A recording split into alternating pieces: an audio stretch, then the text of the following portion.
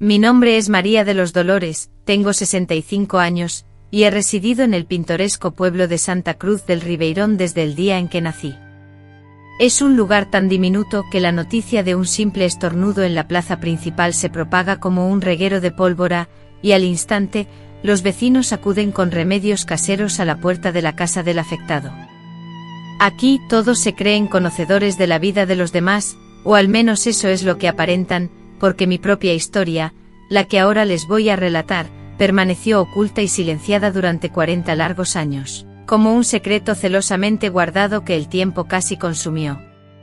Existen momentos en la vida que quedan grabados a fuego en la memoria, y el mío, sin duda alguna, fue el 15 de octubre de 1982. Aún recuerdo con claridad cada detalle de aquel día, el embriagador aroma del jazmín que adornaba la iglesia, el impoluto vestido blanco que mi madre y yo confeccionamos con esmero durante casi 3 meses, y la intensa ansiedad que me provocaba una especie de cosquilleo nervioso en el estómago. Se suponía que aquel día sería el más feliz de mi vida, el día en que yo, María de los Dolores, me convertiría en María de Juan, pero él, lamentablemente, nunca apareció. Los minutos lentamente se transformaron en largas y angustiosas horas. Las miradas compasivas, una tras otra, se clavaron en mí, y la vergüenza me invadió por completo. Sentada en el banco de la sacristía, con el ramo de flores que ya se marchitaba en mis manos, reflejo de la tristeza que me embargaba, y el corazón aún más mustio que las flores, fue entonces cuando entendí por primera vez el significado de la humillación. «No va a venir», anunció el padre Antonio con su voz suave y calmada. «Hija, creo que lo mejor será mandar a todos a casa», agregó. Y así sucedió. El tío José, quien había sido como un padre para mí desde la muerte del mío, se situó frente a la iglesia y proclamó: «La boda no se celebrará. Pueden regresar a sus hogares».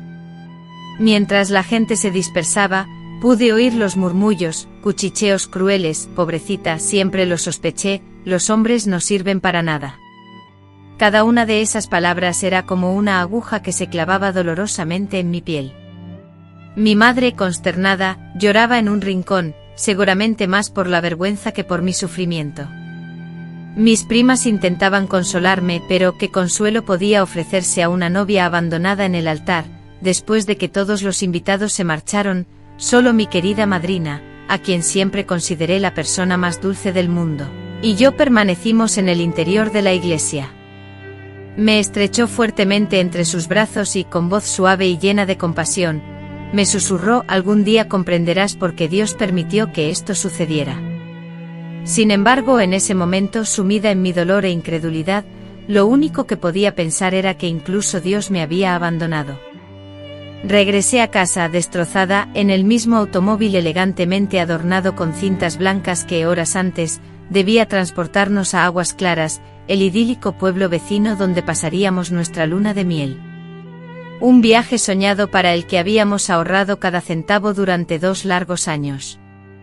Las cintas, ahora descoloridas por la tristeza y el viento, se agitaban a los lados del coche, danzando macabramente como si se burlaran de mi inmensa desdicha.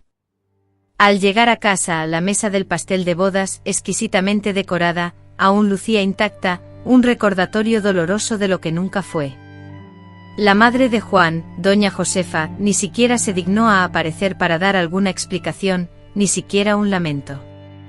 Su padre, don Manuel, envió un mensaje a través de un familiar, alegando que tampoco sabía nada sobre el paradero de su hijo.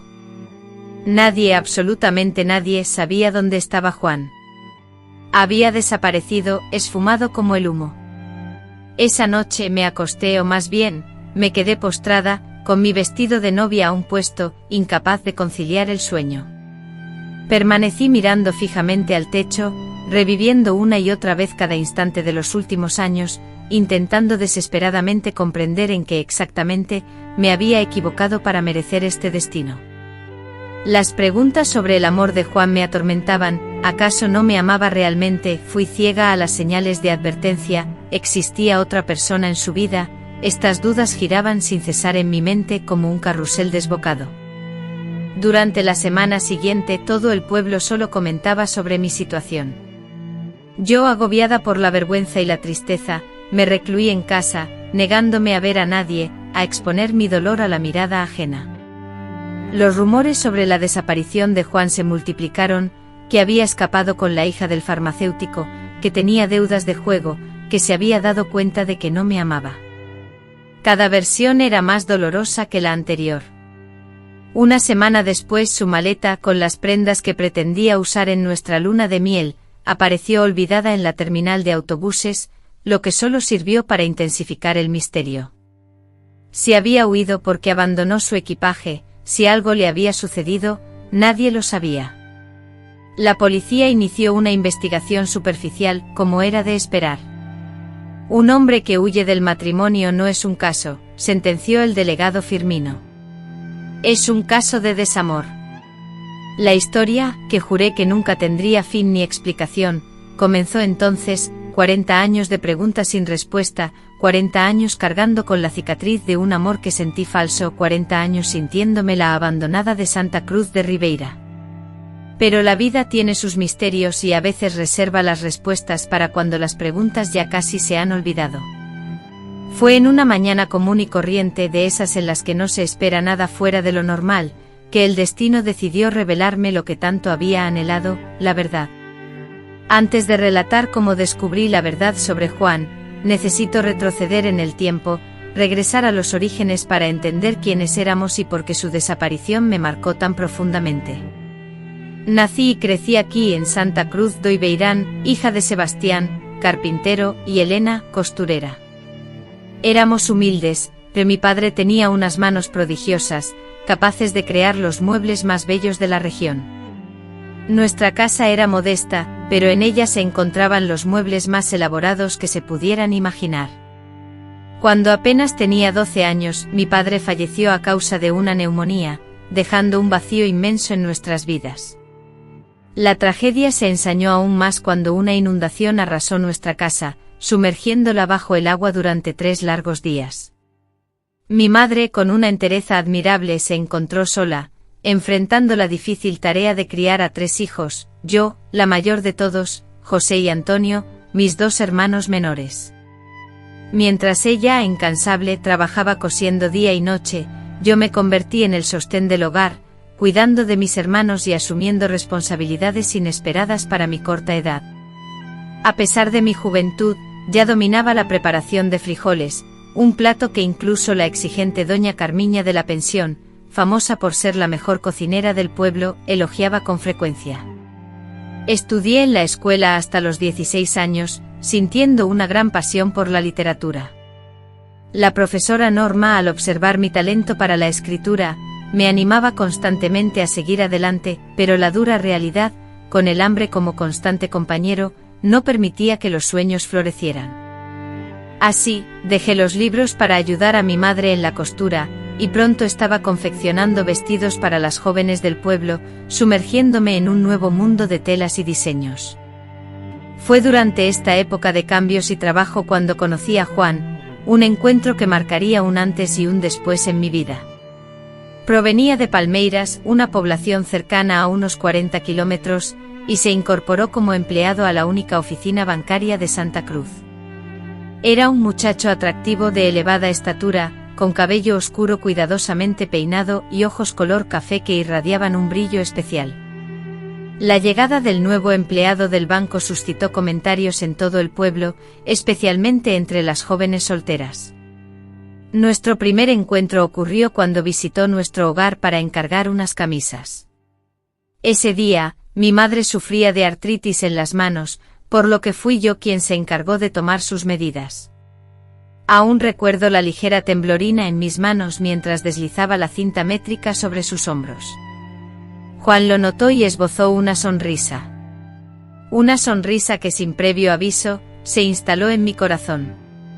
Después de ese día, sus visitas se hicieron más frecuentes. Doña Elena, necesito otra camisa. ¿Será posible ajustar esta?, solía preguntar. Mi madre no tardó en comprender que no eran las camisas el motivo principal de las visitas de Juan. Una tarde se ausentó a propósito, dejándonos a solas. Después de la misa dominical, y tras mucho dudarlo, Juan, al fin, reunió el coraje para... Nuestro primer beso, un instante breve pero lleno de miedo, sucedió 6 meses después de que comenzáramos nuestra relación clandestina, a espaldas de todos, justo detrás de la iglesia, después de un día de trabajo comunitario. Ese beso, un roce de labios tímido y anhelante, me mantuvo absorta en mis pensamientos e incapaz de dormir durante días. Juan se diferenciaba del resto de los jóvenes del pueblo, era un voraz lector, capaz de discutir sobre una amplia gama de temas y con ideas avanzadas para la época.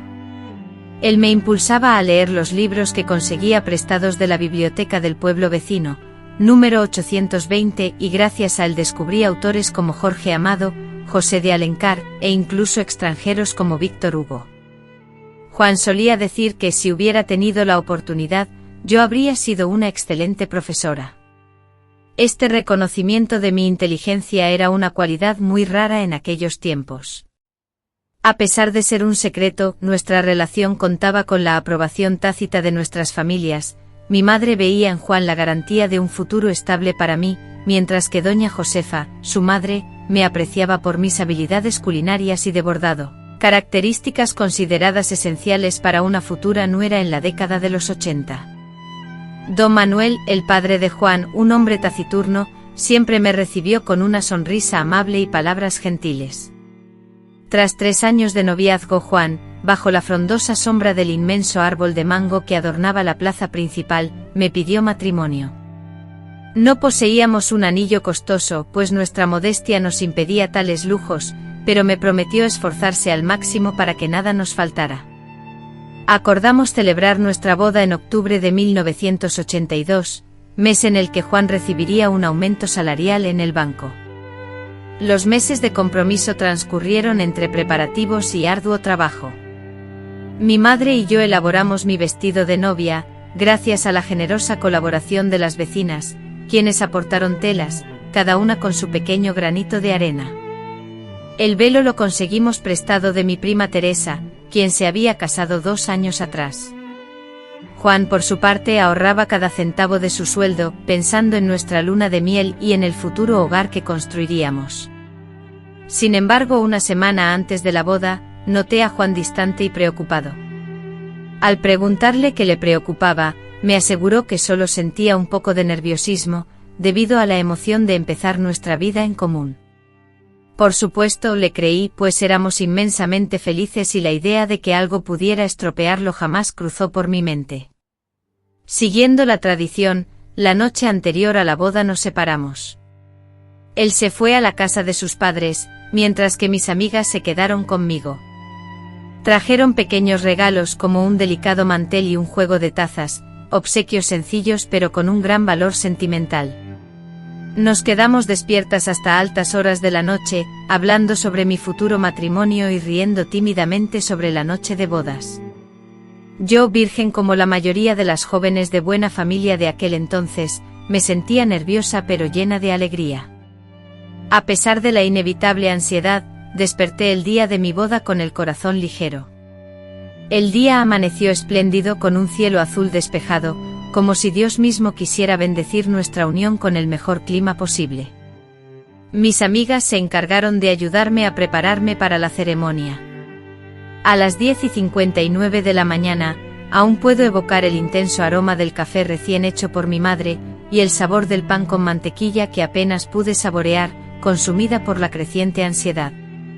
Nadie, ni siquiera yo, podía imaginar que ese momento, en lugar de señalar el inicio de una romántica historia de amor, marcaría el comienzo de un enigma que perduraría por décadas.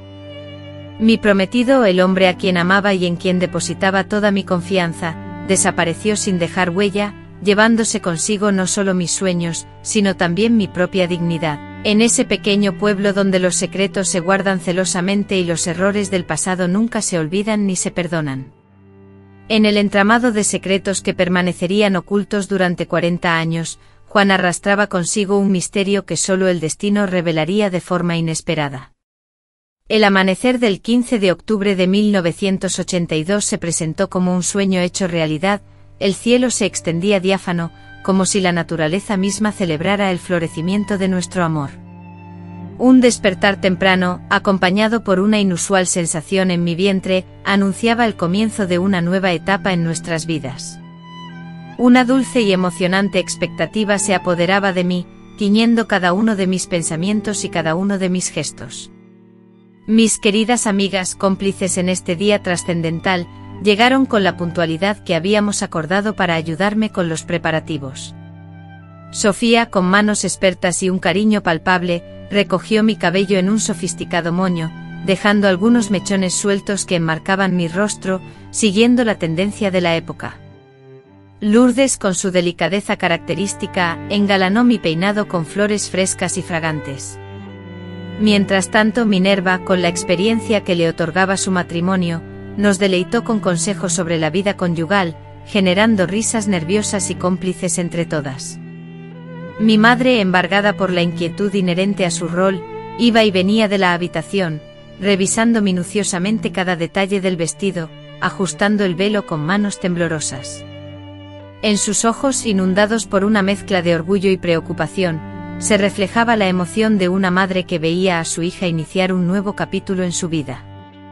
Hija casada, hija perdida, murmuraba citando un antiguo proverbio, al mismo tiempo que su mirada transmitía un profundo amor y un dejo de nostalgia. Sin embargo, en lo más profundo de mi corazón, sentía la certeza de que mi felicidad verdadera radicaba en haber encontrado a un hombre bueno y honesto como Juan. Cuando llegó el momento de vestirme con el traje de novia, un silencio solemne y lleno de emoción se apoderó de la habitación. La sencillez del vestido resaltaba su belleza natural, un delicado tejido de satén blanco, adornado con encaje en las mangas largas y en el borde inferior. El corpiño, ajustado y ceñido a la cintura, se unía a una falda amplia y fluida que caía con elegancia. Aunque no era un vestido lujoso y llamativo como los que lucían las hijas de las familias adineradas, para mí era la perfección hecha prenda. Cada puntada estaba impregnada de amor, cada detalle había sido cuidadosamente pensado y elaborado durante innumerables noches de costura, iluminadas únicamente por la luz tenue de una lámpara de aceite. «Estás preciosa, hija mía», murmuró mi madre, con los ojos empañados por las lágrimas. Fue uno de los pocos momentos en los que la vi mostrar sus emociones con tanta intensidad. Su carácter, forjado en la dura adversidad de la vida, la había convertido en una mujer fuerte y reservada, pero en ese instante permitió que su fachada de fortaleza se desvaneciera por un instante, revelando su vulnerabilidad. El destartalado automóvil, un viejo palé que el padrino había tenido la amabilidad de prestarnos, arribó decorado festivamente con cintas blancas y ramos de flores. Mi tío Carlos, hermano de mi padre y por tanto mi tío político, sería el encargado de acompañarme hasta el altar. Se notaba visiblemente nervioso, jugando con su corbata de moño, una prenda que presumiblemente lucía por primera vez. El camino hasta la iglesia me pareció interminable. Mi corazón latía con tanta fuerza que temía que los presentes pudieran oírlo. Mis pensamientos, fijos en Juan, se afanaban en adivinar su estado de ánimo, seguramente sentiría la misma ansiedad que yo, y su propio corazón latiría con la misma anticipación. La iglesia de San Sebastián, el santo patrón de la ciudad, resplandecía adornada con jazmines y margaritas, flores modestas, recolectadas de los jardines de las vecinas, que inundaban el ambiente con una fragancia dulce y familiar. Al detenerse el coche frente a la iglesia, pude observar que casi toda la comunidad se había reunido allí. En Santa Cruz, un pueblo donde todos se conocen, la noticia de una boda es como un eco que se propaga por cada rincón, involucrando incluso a aquellos que no recibieron una invitación. Tomé una bocanada de aire profundo, aferrándome con fuerza al brazo de mi tío. La melodía de la marcha nupcial, interpretada por doña Aparecida, la profesora de música y experta organista, llenó el aire desde el antiguo órgano de la iglesia. Las puertas se abrieron de par en par y una ola de expectación recorrió a los presentes, quienes se pusieron de pie para observarme. Avancé con cautela, intentando no enredarme con el largo dobladillo de mi vestido, o peor aún, con los nervios que me atenazaban. Fue en ese preciso momento, mientras caminaba lentamente por el pasillo central, cuando una extraña sensación me invadió, el lugar donde Juan, mi futuro esposo, debería estar esperando a mi lado, junto al padre Antonio, estaba desocupado. Pensé que tal vez se había retrasado, y que en cualquier instante el padre Antonio me dedicó una mirada preocupada. Hija mía, comenzó, parece que hay un pequeño contratiempo. 15:41. Con un susurro que solo yo pude captar, añadió, vamos a esperar un poco más. Me quedé de pie con mi ramo de margaritas en las manos, forzando una sonrisa que pretendía ser tranquilizadora. Sin embargo, los minutos se estiraban interminablemente, 10 minutos se convirtieron en 20 y luego en 30. Los murmullos crecían entre los invitados y sentí sus miradas, una mezcla de lástima, curiosidad y, para mi horror, la maliciosa satisfacción de algunos. Quizás sería mejor que te sentaras un momento, sugirió el sacerdote tras casi una hora de espera. Me guiaron hasta un banco en la primera fila. Mi madre se sentó junto a mí entrelazando su mano con la mía. 16 y 19. Su rostro estaba pálido, mostrando una preocupada mezcla de vergüenza. Don Manuel, el padre de Juan, se apartó discretamente para intentar localizar a su hijo. 15 minutos después, volvió con el rostro surcado por la confusión y la preocupación. No está en casa ni tampoco en la plaza, susurró al sacerdote con la voz cargada de inquietud. Nadie lo ha visto desde anoche. En ese preciso instante el murmullo, hasta entonces contenido, se intensificó en la iglesia. Ya no eran solo susurros, sino conversaciones abiertas, y pude distinguir claramente la voz de una mujer que exclamaba, se fugó con otra 1657, no hay otra explicación posible. Siempre me pareció raro que un muchacho del banco se fijara en una simple costurera, a lo que otra respondió con convicción. Esas palabras resonaron en mi interior como puñaladas, sintiendo mi rostro arder de vergüenza y mis ojos inundarse de lágrimas que me negué a dejar caer. No les daría la satisfacción de verme ceder.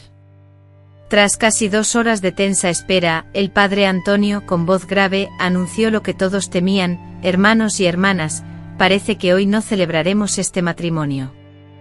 Les ruego que regresen a sus hogares y eleven sus oraciones por estos jóvenes. A las 17:34, algunas personas se acercaron para consolarme, sobre todo mis familiares y amigos más cercanos, pero la mayoría, presa de la urgencia, salió rápidamente a difundir la noticia.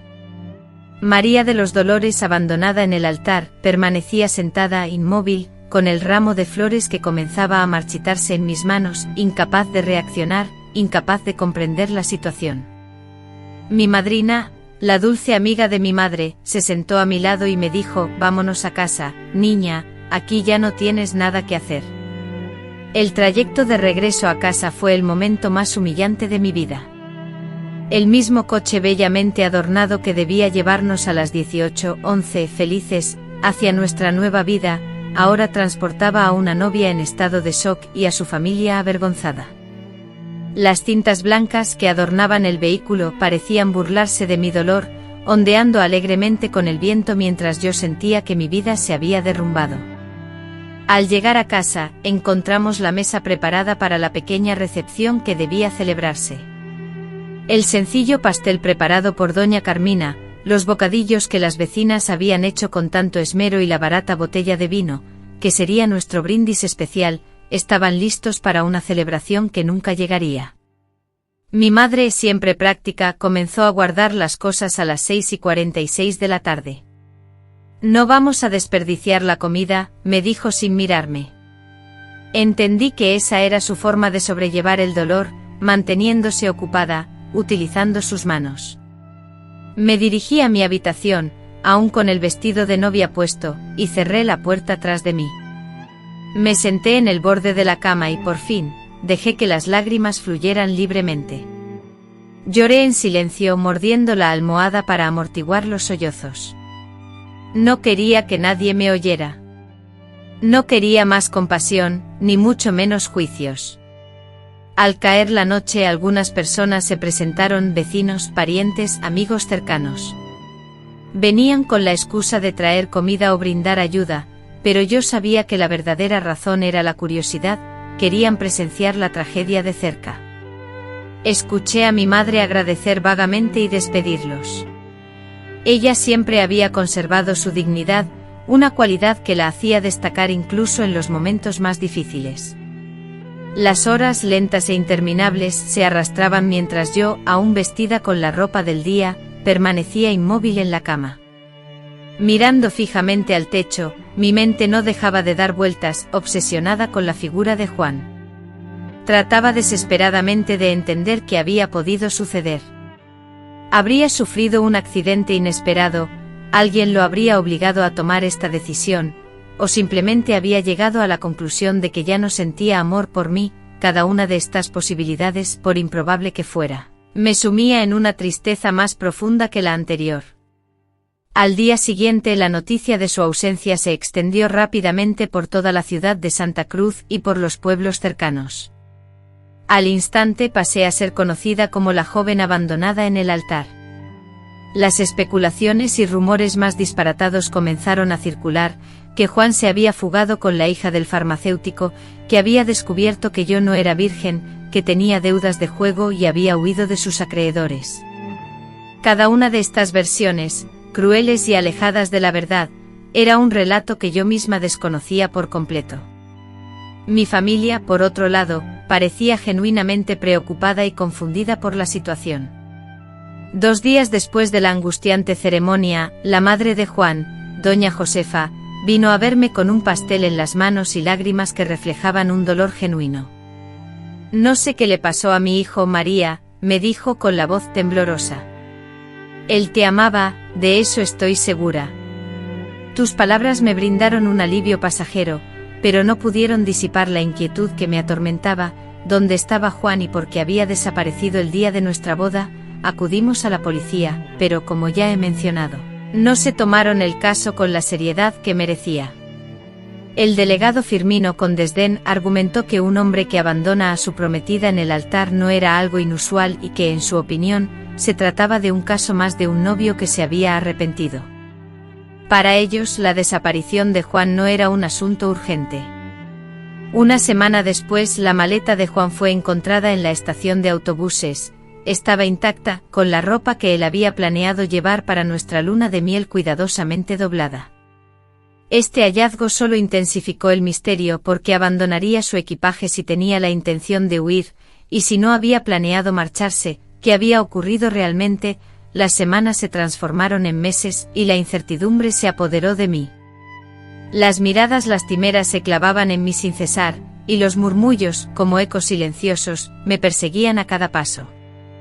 Abandoné la asistencia a la misa dominical, incapaz de soportar la atmósfera opresiva y las miradas juiciosas dentro de la iglesia. Dejé de lado la costura de vestidos de novia, labor que antes disfrutaba, pues cada puntada y cada pedazo de tela evocaban recuerdos agridulces, demasiado dolorosos para soportar. Mi madre, que al principio pareció más preocupada por la opinión pública y la vergüenza familiar que por mi propio bienestar, poco a poco se transformó en mi mayor fuente de consuelo y apoyo. «El tiempo lo cura todo, hija», repetía con dulzura mientras me preparaba un café humeante en las mañanas en las que me era casi imposible levantarme de la cama. Sin embargo, el tiempo, ese supuesto sanador universal, en lugar de aliviar mi sufrimiento, solo pareció congelar la agonía inicial, preservándola intacta como un insecto atrapado en ámbar. No hubo curación, solo una lenta y dolorosa adaptación al peso del dolor, un aprender a vivir con él a cuestas, y lo peor de todo, sin respuestas, sin un final claro, con un vacío lleno de preguntas que resonaban en el silencio de los días, las semanas, los años y las décadas que se extendieron sin tregua. En mi dolor recién estrenado por la desaparición de Juan, no tenía idea de que aquel suceso escondía un secreto mucho más profundo y enigmático de lo que mi mente podía concebir. Un secreto que permanecería oculto hasta 40 años después, cuando la esperanza de entender lo que realmente sucedió aquel fatídico 15 de octubre de 1982 casi se había extinguido. Los años transcurrieron, implacables e indiferentes a mi sufrimiento. Santa Cruz del Ribeirán siguió siendo el mismo pueblo tranquilo, donde las estaciones se sucedían, trayendo consigo lluvias y sequías, nacimientos y muertes, alegrías y tristezas. La ciudad cambió, llegó el asfalto, el teléfono a casi todos los hogares, y luego los teléfonos celulares. El mundo exterior avanzaba, pero para mí una parte de mí parecía haberse congelado en el tiempo, en aquel día. En los primeros años, cuando en la tienda de Don Juca, un establecimiento en el que podíamos recibir llamadas telefónicas, instalaron un aparato, mi corazón latía con fuerza cada vez que sonaba. La esperanza de que fuera él, llamando para explicar lo sucedido, me invadía. Intentar aclarar las cosas y regresar para decir que todo había sido un terrible malentendido, resultaba inútil, pues había pasado demasiado tiempo. Los rumores sobre la misteriosa desaparición de Juan, que una vez habían sido el tema principal de conversación en el pueblo, fueron diluyéndose con el paso de los años, sustituidos por nuevos chismes y escándalos locales. Sin embargo, para mí el enigma de su paradero y el porqué de su silencio persistía, convirtiéndose en una herida emocional que, a pesar del tiempo, se negaba a cicatrizar por completo. Mi madre falleció en 1990, víctima de un derrame cerebral que le arrebató la vida en cuestión de horas. Fue sepultada junto a mi padre en el pequeño y humilde cementerio de Santa Cruz. Durante el funeral, Manuel, el hermano menor de Juan, me observó desde lejos con una mirada que no pude descifrar. Él tenía solo 15 años cuando su hermano desapareció y ahora, convertido en un hombre adulto y padre de familia, se acercó a mí después de que todos se habían marchado. Con la voz suave y llena de emoción, me dijo: «Él te quería mucho, María, de eso estoy seguro». Aquella fue la única vez que conversamos abiertamente sobre Juan, un pequeño consuelo que atesoré en mi interior. Después de esa conversación, seguí residiendo en la misma casa, asumiendo la responsabilidad del negocio de costura de mi madre. Con el tiempo me hice famosa en la región por crear los vestidos de fiesta más elegantes, aunque jamás volví a confeccionar un vestido de novia. La sola idea de tocar esa tela blanca, símbolo de pureza y esperanza, me provocaba una opresión dolorosa en el pecho. A lo largo de los años, tuve varios pretendientes, hombres amables y considerados que, quizás, habrían podido hacerme feliz. En su mayoría, eran viudos que buscaban una mujer respetable para cuidar de su hogar y de sus hijos, o solteros que tras una vida de libertad, sentían la necesidad de sentar cabeza y formar una familia. Sin embargo, nunca pude permitirme amar de nuevo. No por lealtad a Juan, ni mucho menos por la fidelidad a un hombre que me había abandonado, sino porque la confianza, ese cimiento fundamental de cualquier relación, se había quebrado de manera irreparable. «Te quedarás soltera y marchita», me espetó una vez mi prima Turisa, no con malicia o intención de ofenderme, sino con la cruda sinceridad que solo puede existir entre dos personas que han compartido una intimidad tan profunda que ya no se preocupan por medir sus palabras. Prefiriendo la soledad a una compañía indeseada, repliqué con el refrán que había adoptado como mi credo diario, aunque la realidad era mucho más intrincada. Experimentaba un miedo profundo a la intimidad, a depositar mi confianza en alguien, a arriesgarme a sufrir una nueva decepción. El tiempo siguió su curso inexorable. Observé a mis sobrinos convertirse en adultos, contraer matrimonio y formar sus propias familias. Vi cómo Santa Cruz, mi ciudad natal, se transformaba lentamente. La antigua sucursal bancaria donde Juan, mi gran amor, había trabajado, fue absorbida por una gran entidad bancaria nacional. La iglesia del pueblo fue renovada, perdiendo parte de su encanto original en favor de instalaciones más modernas. La plaza donde solíamos pasear y cortejarnos ahora ofrecía conexión wifi gratuita, y los jóvenes, absortos en sus teléfonos móviles, apenas se comunicaban entre ellos. Yo también envejecí. La cabellera negra que Juan tanto adoraba se transformó en un mar de canas, luego en un blanco impoluto. Mis manos, otrora ágiles y hábiles sobre la máquina de coser, comenzaron a resentir el paso del tiempo. La artritis hacía que cada puntada fuera una lucha contra el dolor. Mi reflejo en el espejo, otrora liso, ahora mostraba un mapa de arrugas profundas, surcos trazados por el paso inexorable del tiempo y marcados por las expresiones, principalmente las de tristeza y resignación, compañeras constantes en mi vida. Mientras tanto, la familia de Juan continuaba su camino. Sus padres, don Manuel y doña Josefa, ya no estaban.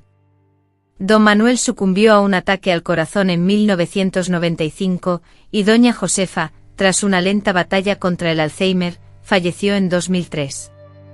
El hermano de Juan se había mudado a la capital, regresando al pueblo solo en contadas ocasiones para ver a sus familiares.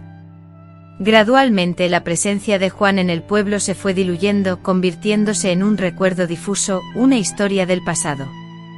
Los más ancianos relataban a las nuevas generaciones la historia de María de los Dolores, la novia plantada en el altar, una etiqueta que aún muchos, sobre todo aquellos que no me conocían en profundidad, me atribuían. Era la mujer definida por una ausencia, por algo que nunca llegó a suceder. A veces esta definición me irritaba profundamente, mientras que en otras ocasiones, la aceptaba con una resignación agotada. Al final, la historia que me contaron no era una invención. Ese día, que aún recuerdo con claridad, dejó una huella imborrable en mi vida.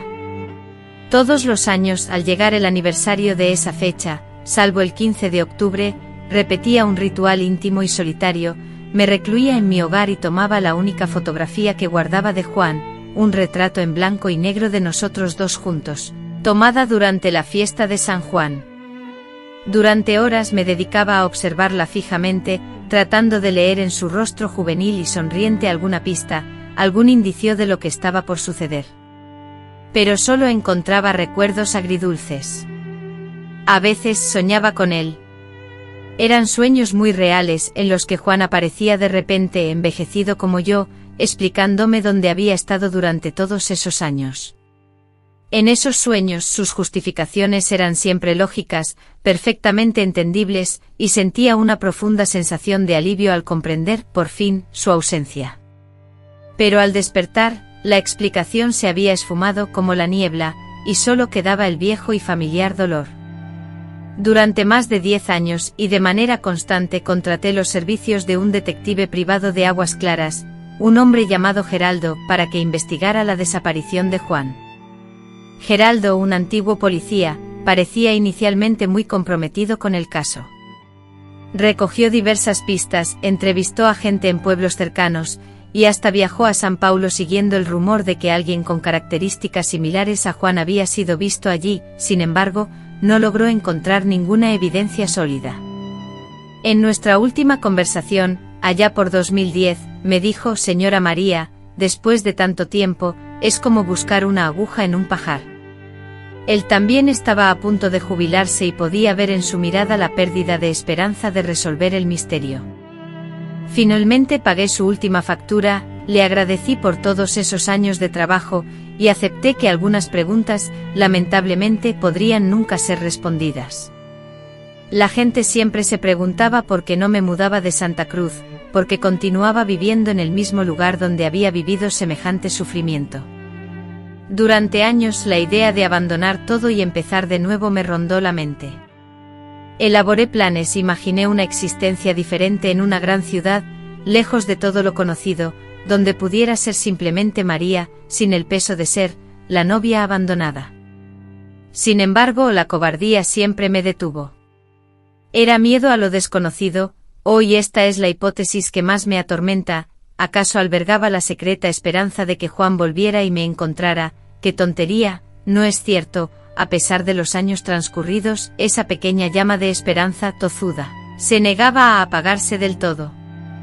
En 2022, a mis 65 años, creía que mi vida transcurriría para siempre marcada por esta historia sin resolver. Pero el destino, cruel y caprichoso, decidió jugarme una última broma, una broma a la vez dolorosa y liberadora, que revelaría la verdad sobre la desaparición de Juan de una manera absolutamente inesperada. Y todo comenzó con una simple carta, recibida por correo un jueves cualquiera, el 15 de marzo de 2022. El día que jamás olvidaré con la misma relevancia que aquel distante 15 de octubre, comenzó como un jueves más, uno de esos días anodinos que se suceden sin incidentes cuando se tienen 65 años y la vida transcurre bajo una rutina bien definida. Me desperté con el habitual dolor de espalda, preparé mi café, alimenté a los gatos que habían llenado de compañía mis últimos años y, como cada día, me senté en la terraza a aguardar la llegada de Juvenal, el cartero, que solía pasar entre las 9 y las 10 de la mañana. Juvenal, un joven de unos 30 años, nieto de unos viejos conocidos, solía detenerse a tomar un café después de entregar la correspondencia, que el sobre abultado y pesado insinuaba la presencia de múltiples hojas de papel. No ostentaba sello alguno, lo que indicaba que había sido depositado directamente en la oficina de correos del pueblo. ¿Quiere que lo abra por usted?, preguntó Juvenal, ofreciendo su ayuda con una presteza habitual, aunque se podía percibir en su mirada una curiosidad latente por el contenido desconocido. No es necesario, muchacho. Estas manos ya veteranas aún pueden encargarse de eso, respondí, tratando de disimular mi propia expectación. Después de que Juvenal se marchó, transcurridos unos breves 25 segundos, me senté a la mesa de la cocina y, con suma delicadeza, abrí el sobre. En su interior descubrí una carta escrita a mano, junto con varios documentos formales que, por su apariencia, parecían proceder de un centro médico. La carta comenzaba con las siguientes palabras: estimada señora María de los Dolores, mi nombre es Carlos Eduardo Méndez y soy médico en el Hospital Municipal de San Mateo, a 200 kilómetros de Santa Cruz del Ribeirón. Le escribo a petición de un paciente que ha estado bajo mi cuidado durante varios años. Su nombre es Juan Pereira da Silva. Al leer estas líneas sentí que mi corazón daba un vuelco. Después de 4 décadas el encontrar el nombre Juan 3322, escrito con tanta claridad, me impactó como una descarga repentina. Mis manos comenzaron a temblar incontrolablemente, obligándome a depositar la carta sobre la mesa para poder continuar leyendo. El señor Juan, diagnosticado con una enfermedad neurológica degenerativa en fase terminal, es plenamente consciente de la cercanía de su fallecimiento. Su anhelo más profundo, repetidamente expresado, es tener una conversación con usted antes de morir. Me ha dado su autorización para compartirle brevemente su historia, con el fin de que pueda usted decidir si desea o no concederle esta última petición. A continuación, la lectura de la carta reveló detalles que transformaron por completo mi comprensión de los hechos ocurridos aquel fatídico día de octubre de 1982. Según el informe médico, Juan nunca abandonó nuestra unión matrimonial a vísperas de la boda. En cambio, sufrió un grave accidente de tráfico en el camino de regreso de Aguas Claras, donde había estado ultimando los preparativos para nuestra luna de miel. En la oscuridad de la noche, bajo una intensa lluvia, un camión perdió el control, impactando violentamente contra el vehículo en el que viajaba Juan. A consecuencia del choque, Juan fue encontrado inconsciente y trasladado de urgencia al Hospital de San Mateo, el centro médico más grande y próximo al lugar del accidente.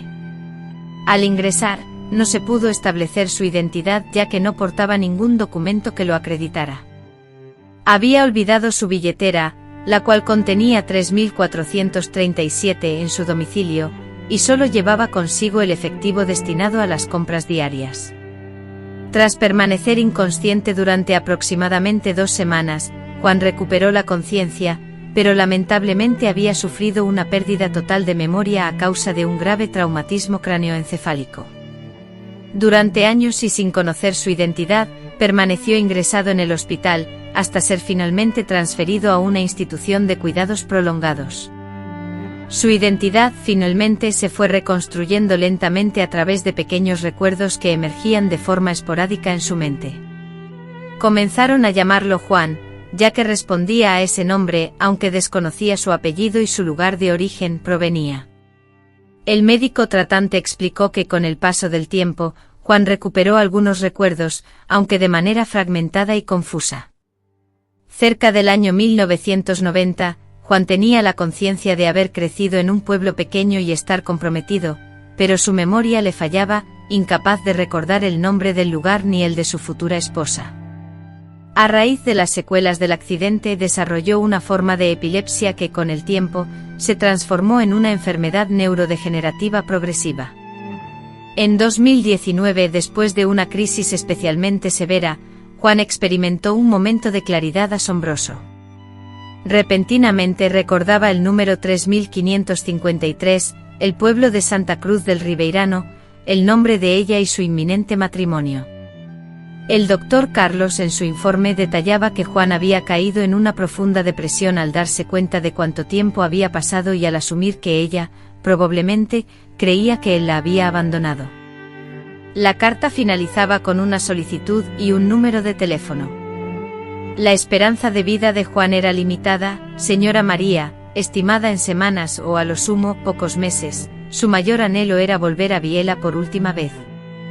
El doctor Carlos Eduardo Méndez se pone en contacto para relatarle personalmente lo que le ocurrió a Juan y principalmente para pedirle perdón por el sufrimiento que sin querer le causó. El doctor entenderá perfectamente si ella no desea aceptar su solicitud. Si accede, le agradecería que se comunicara al número telefónico proporcionado para acordar una visita.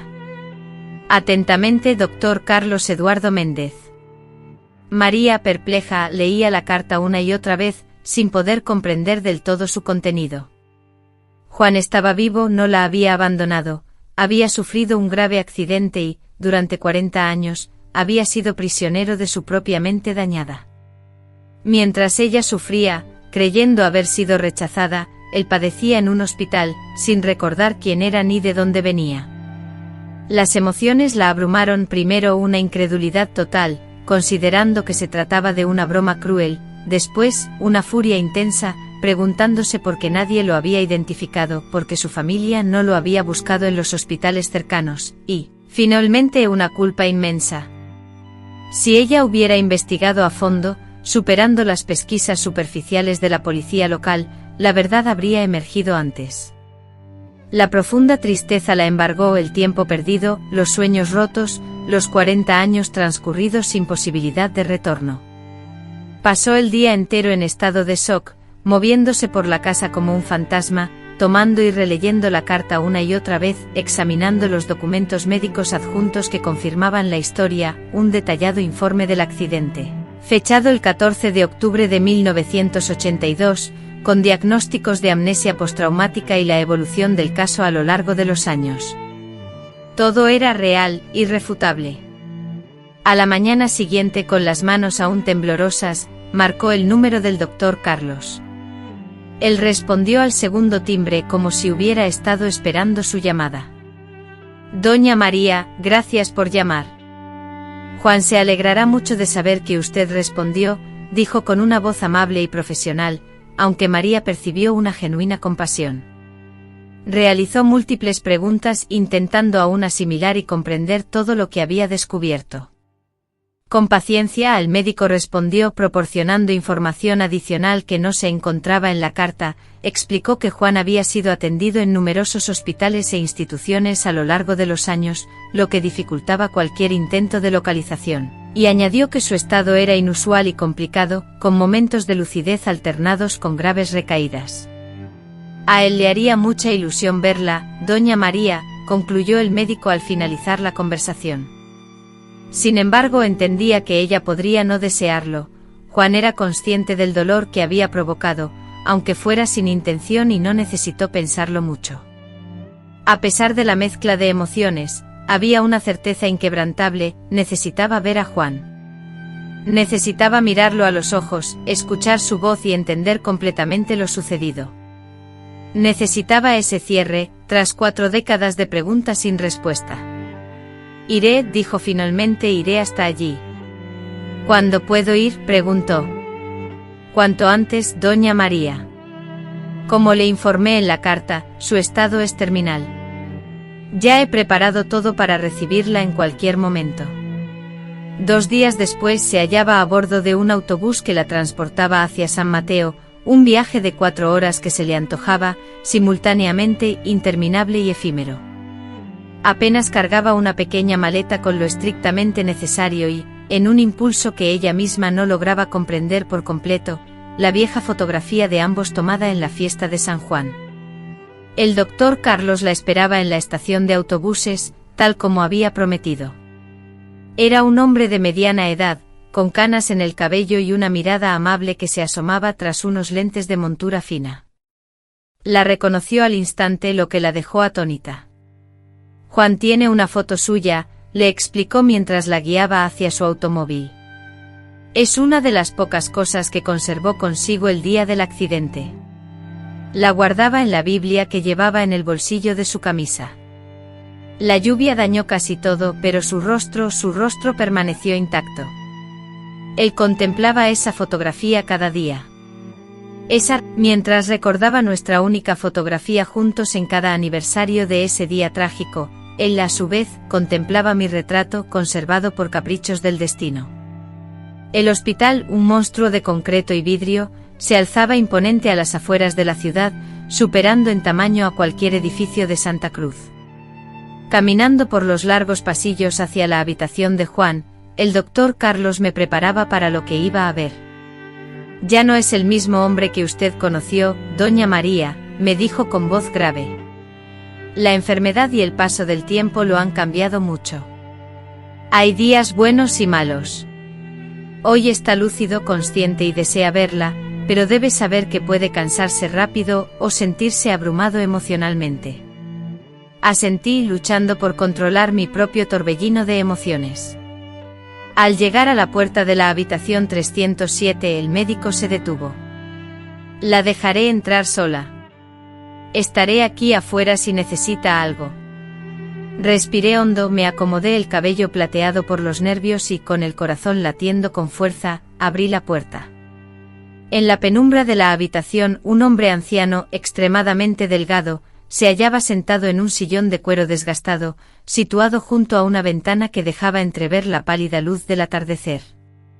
Su cabello, de un blanco puro y con muy poca densidad, contrastaba con su piel arrugada.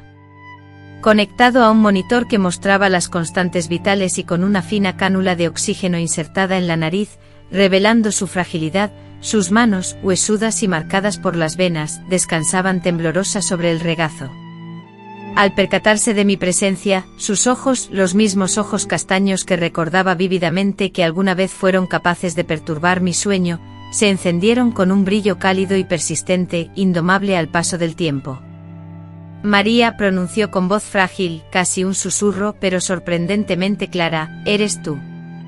No se trataba de una pregunta, sino de una afirmación llena de asombro, como si, a pesar de las arrugas y las canas de los 40 años transcurridos, pudiera ver a través de mi imagen actual y encontrar a la joven que fui, la María de su juventud, la que él, Juan, había amado con pasión. Fue lo único que pude pensar y decir antes de que las lágrimas, como un torrente, comenzaran a correr por mis mejillas.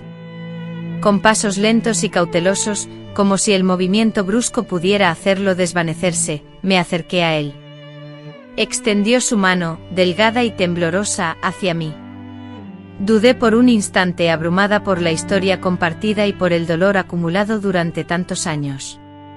Pero finalmente tomé su mano entre las mías.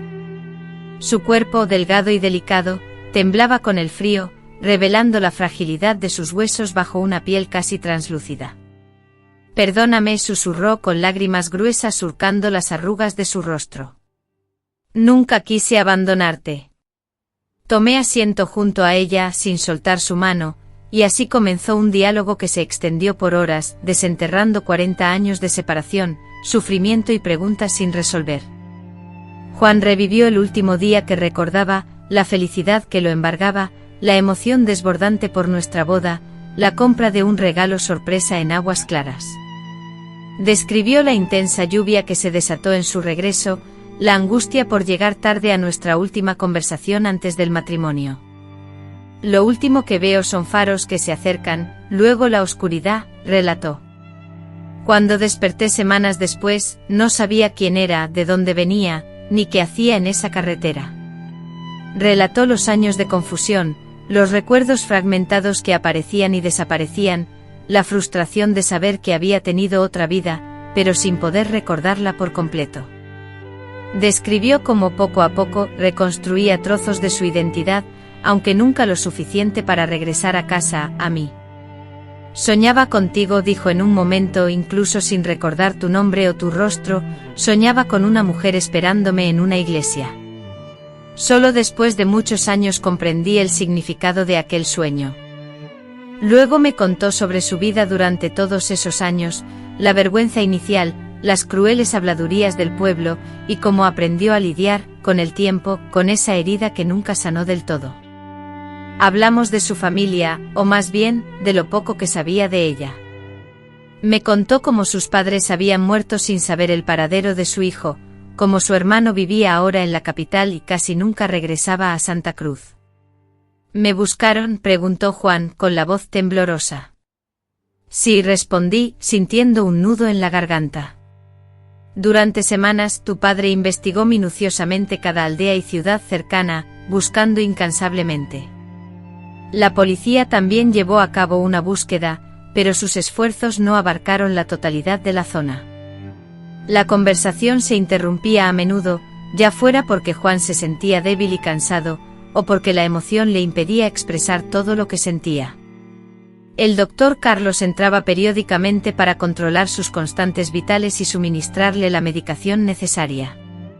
A media tarde le mostré a Juan una fotografía que había traído conmigo, una imagen de nosotros dos, jóvenes y felices, en la celebración de San Juan. Tomó la foto con manos temblorosas, su mirada fija en ella, como si intentara recuperar la conexión con el joven que había sido. Éramos tan jóvenes, susurró. Teníamos toda una vida por delante. Con dificultad, abrió el cajón de la mesita de noche y sacó una pequeña caja. Dentro encontró la fotografía mía que me había mencionado, aunque recortada y dañada por el agua, pero mi rostro juvenil aún era reconocible. Durante años no tuve idea de la identidad de esta muchacha, revelé, aunque sentía una conexión significativa. Cuando finalmente la recordé, esta fotografía se convirtió en mi única conexión tangible, mi único refugio. La noche caía y el doctor Carlos me recomendó que descansara en el alojamiento para familiares que habían dispuesto para mí. Juan estaba agotado, pero se negaba a separarse de mí. ¿Vendrás mañana?, inquirió con una fragilidad que me partió el alma. Sí, regresaré, aseguré, apretando su mano. Todavía tenemos mucho que conversar. Pasé 3 días en San Mateo, visitando a Juan desde la mañana hasta la noche. Repasamos el pasado compartido, las vidas separadas que habíamos tenido, los anhelos que nunca logramos concretar. Hubo abundantes lágrimas, pero también risas al rememorar las alegrías de nuestro breve tiempo juntos. En el tercer día observé que Juan estaba más débil, le resultaba más difícil hablar y se fatigaba con mayor rapidez.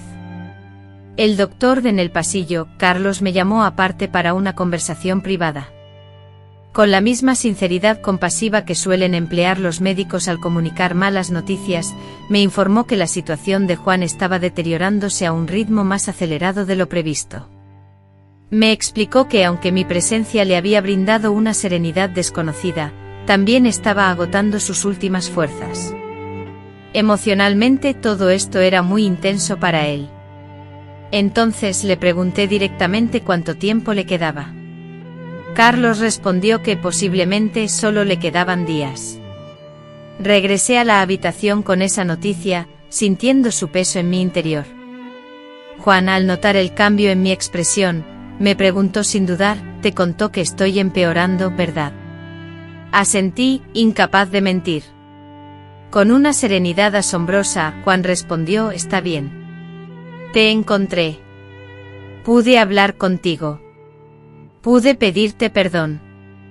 Es más de lo que merecía, más de lo que esperaba. Esa noche, mientras me preparaba para salir e ir al alojamiento, Juan, con una fuerza inesperada, tomó mi mano. María, mirándome directamente a los ojos, me preguntó, ¿me perdonas por todo, por los años que perdimos, por el dolor que te causé?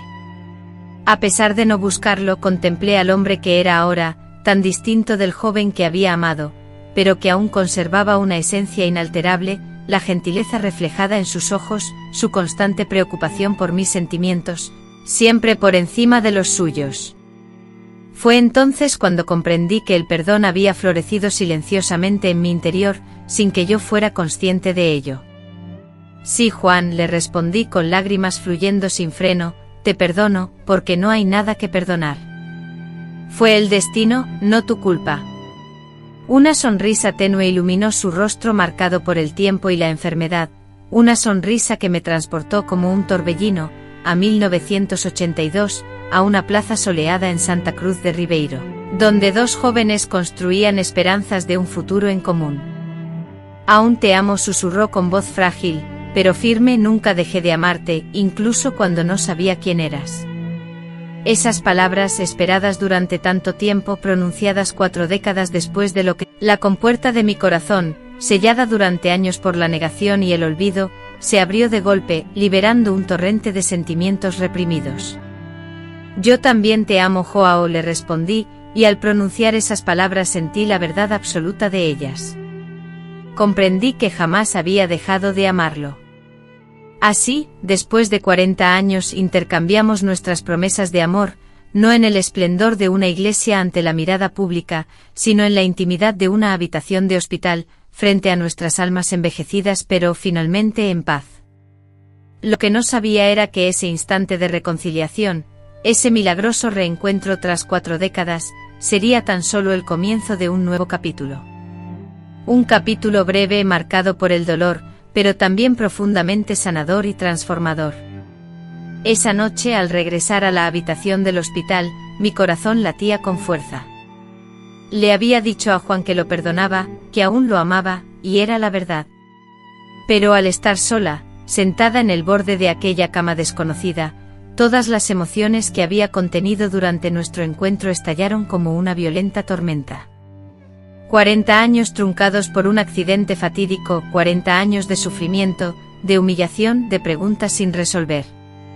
¿Por qué el destino se ensañó de manera tan despiadada con nosotros? Porque nadie lo encontró jamás, porque no se investigó exhaustivamente en hospitales de otras ciudades en busca de Inco, porque ni la policía, ni su propia familia, ni yo misma, habíamos siquiera considerado esa posibilidad. La ira, una furia desbordante, fue la primera en brotar. Una rabia que desconocía poseer, que tal vez nunca había experimentado en su totalidad, absorbida como había estado en la lucha por sobrevivir a la vergüenza. Una ira dirigida al mundo, al cruel designio del destino, a las circunstancias adversas e incluso a Dios.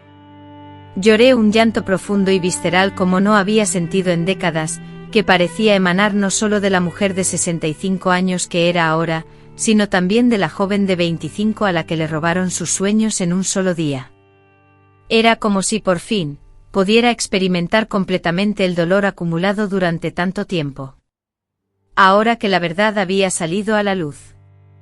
Saqué el pequeño crucifijo de mi bolso, un regalo de mi madre que siempre llevaba conmigo desde hacía muchos años, y lo apreté con fuerza entre mis dedos. ¿Por qué?, pregunté en voz alta, como si Dios pudiera escucharme directamente. ¿Por qué teníamos que separarnos de esta manera? Porque solo nos encontramos cuando ya es demasiado tarde. No obtuve ninguna respuesta, por supuesto, solo el silencio opresivo de la habitación y el sonido distante de los aparatos médicos del hospital. Sin embargo, esa explosión de emociones fue liberadora. Fue como si por primera vez pudiera llorar de verdad por lo que había pasado, no por el abandono que había temido durante tantos años, sino por la verdadera tragedia que nos había separado. Esa noche dormí poco y mal. A la mañana siguiente, cuando volví a la habitación de Joan, se dio cuenta al instante de que había estado llorando. ¿Lloraste?, me preguntó extendiendo la mano para acariciarme la mejilla. Sí, lloré, admití, por todo lo que perdimos a lo largo de los años. Él asintió comprendiendo. Yo también lloré mucho cuando recordé todo. Sintiendo primero una inmensa alegría al recuperar finalmente mi identidad y mi pasado, después de la desesperación que sentí al comprender cuánto tiempo había transcurrido y cuánto había sufrido, me senté junto a ella y le tomé la mano. Parecía aún más frágil que el día anterior, con la mano más fría, pero sus ojos estaban claros y lúcidos. Necesito contarte más sobre estos años, me dijo. Imagínate cómo fue vivir sin saber quién era, pero sintiendo que algo esencial me faltaba, comenzó Juan, sumergiéndome en los pormenores de su larga odisea. Me narró sus estancias en diversos hospitales e instituciones durante sus primeros años, siempre como un desconocido que padecía amnesia. Con el tiempo adoptó el nombre de Juan da Silva, una combinación del primer nombre que vagamente recordaba y el apellido más común de Brasil, e intentó reconstruir su vida a pesar de los profundos vacíos en su memoria. Durante algunos años trabajé en la propia institución donde me trataban, relató. Se dedicaba al cuidado del huerto y también realizaba algunas pequeñas tareas administrativas. A pesar de sentir siempre una conexión con los números, no podía identificar con exactitud el tipo de conocimiento que intuía poseer. Posteriormente, el tema central de sus preocupaciones fueron las crisis epilépticas, las cuales se manifestaron varios años después del accidente que había sufrido como consecuencia de un traumatismo cráneoencefálico. Estas crisis, lamentablemente, deterioraron aún más su memoria y su capacidad para desenvolverse en la vida diaria. Cada crisis, explicó con pesar, borraba una porción de lo que había logrado recuperar, comparándolo con la construcción de un castillo de arena que las olas destruían paulatinamente. Compartió recuerdos fragmentados que surgían y desaparecían, el aroma del jazmín, que lo hacía llorar sin explicación, una melodía que le generaba una profunda tristeza, y la visión de novias, que le provocaba una angustia indescriptible. En 1990 tuve un sueño tan vívido que desperté llorando, reveló. Soñé con una mujer vestida de blanco esperándome. Aunque la penumbra me impedía distinguir sus rasgos con nitidez, reconocí la presencia de alguien crucial, alguien a quien había infligido un dolor profundo. Por primera vez experimenté la desgarradora certeza de haber perdido a alguien que me profesaba un amor incondicional. Al evocar esta memoria, la emoción de Juan fue tan intensa que nos obligó a detenernos. En ese instante el doctor Carlos irrumpió en la habitación, preocupado por las alteraciones registradas en el monitor cardíaco y con la intención de supervisar sus signos vitales. Propuso medicación para tranquilizarlo, pero Juan se negó rotundamente. Necesito estar consciente para esto, insistió con firmeza. Por favor, doctor, he esperado décadas para este momento. Una vez que volvimos a quedar a solas, Juan reanudó su relato. Rememoró cómo a principios de la década de 2000, su estado de salud comenzó a deteriorarse. La epilepsia había derivado en una enfermedad neurodegenerativa más grave, que progresivamente afectaba su capacidad motriz y sus funciones cognitivas. Fue en esa época cuando conoció al doctor Carlos, explicó. Además de atender mi caso desde una perspectiva médica, también se preocupó por mí como persona. Fue la primera persona que realmente se esforzó en comprender mi historia y quién era yo. En 2019, después de una crisis de salud muy grave que casi lo mata, Juan experimentó un fenómeno conocido como lucidez paradójica, donde pacientes con enfermedades cerebrales degenerativas tienen momentos de claridad inesperados, generalmente antes de morir. De repente, todo volvió a su mente.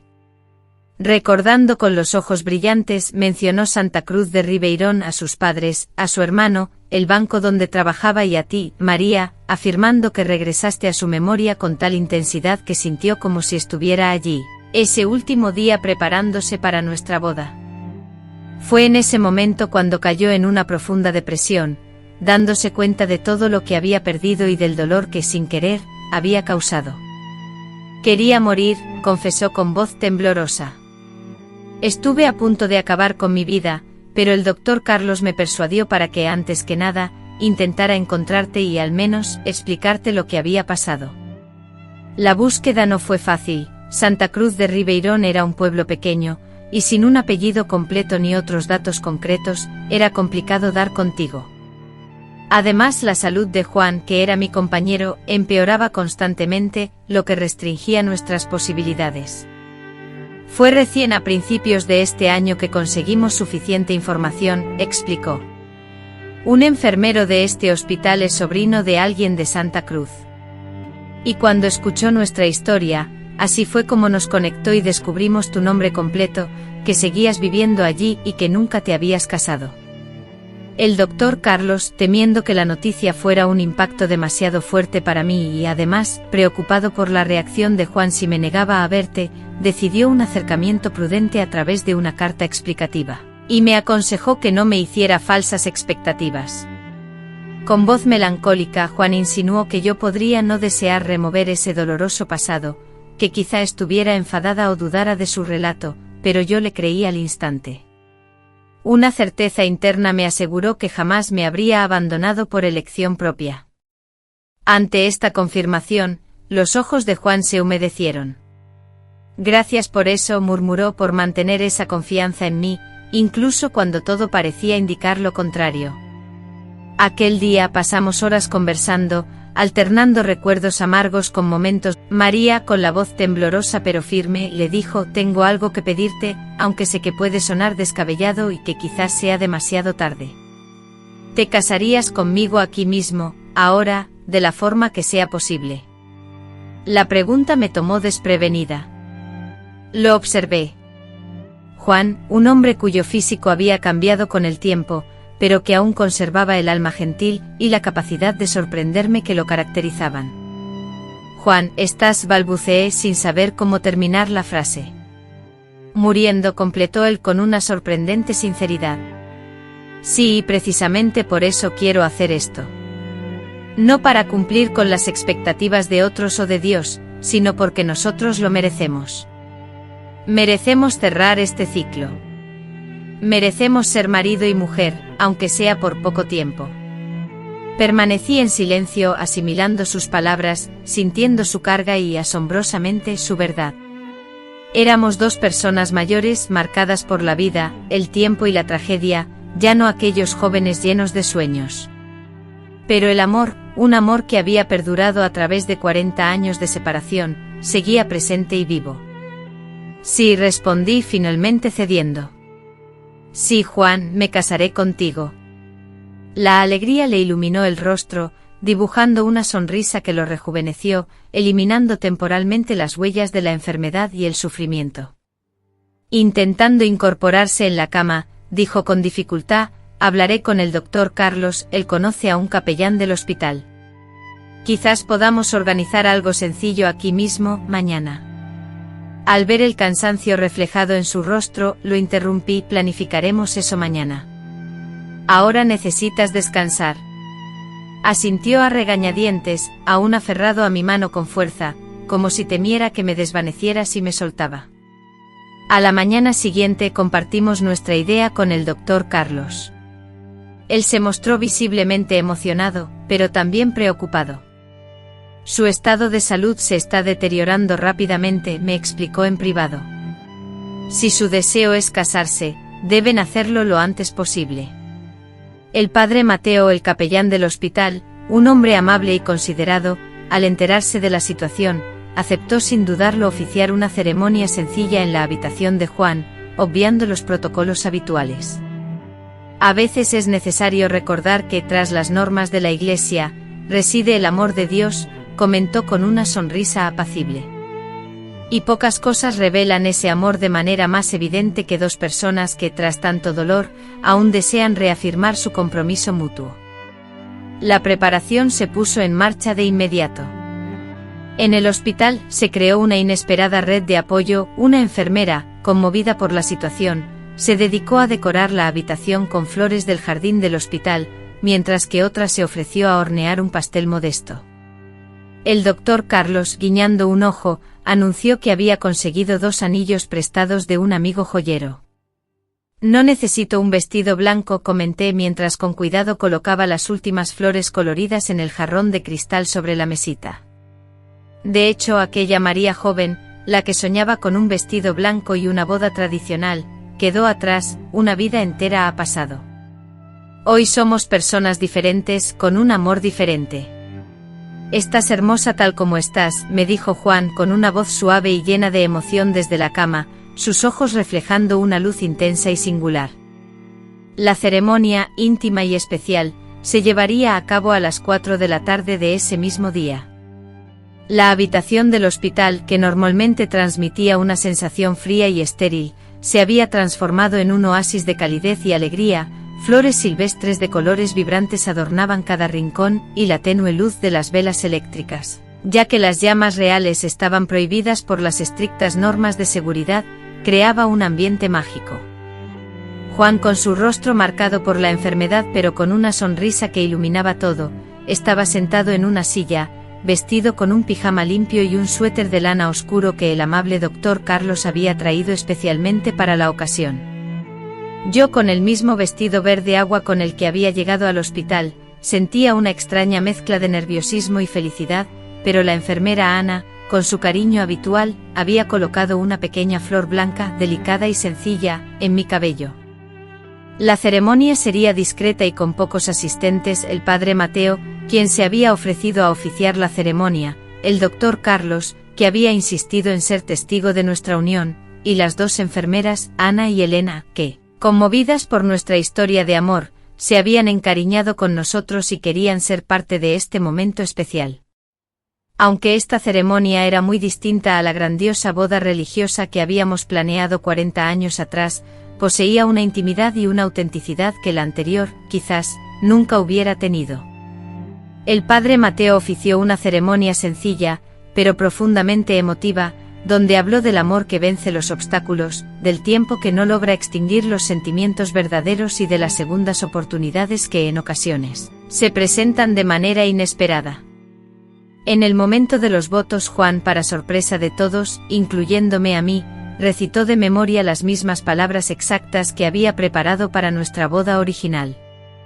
Su voz, aunque débil y temblorosa, transmitía cada palabra con claridad y genuina emoción. María de los Dolores inició el acto tomando mis manos entre las suyas y pronunciando: prometí estas palabras hace 40 años y, aunque mi memoria haya flaqueado en tantas cosas, jamás olvidé lo que quería decirte aquel día. Te prometo amarte y respetarte siempre, tanto en los momentos felices como en los tristes, en la salud y en la enfermedad, durante todos los días que me queden de vida, hasta que la muerte nos separe. La voz se le quebró al final de la promesa. Ahora, aunque sabemos que el tiempo se agota, me tocaba a mí.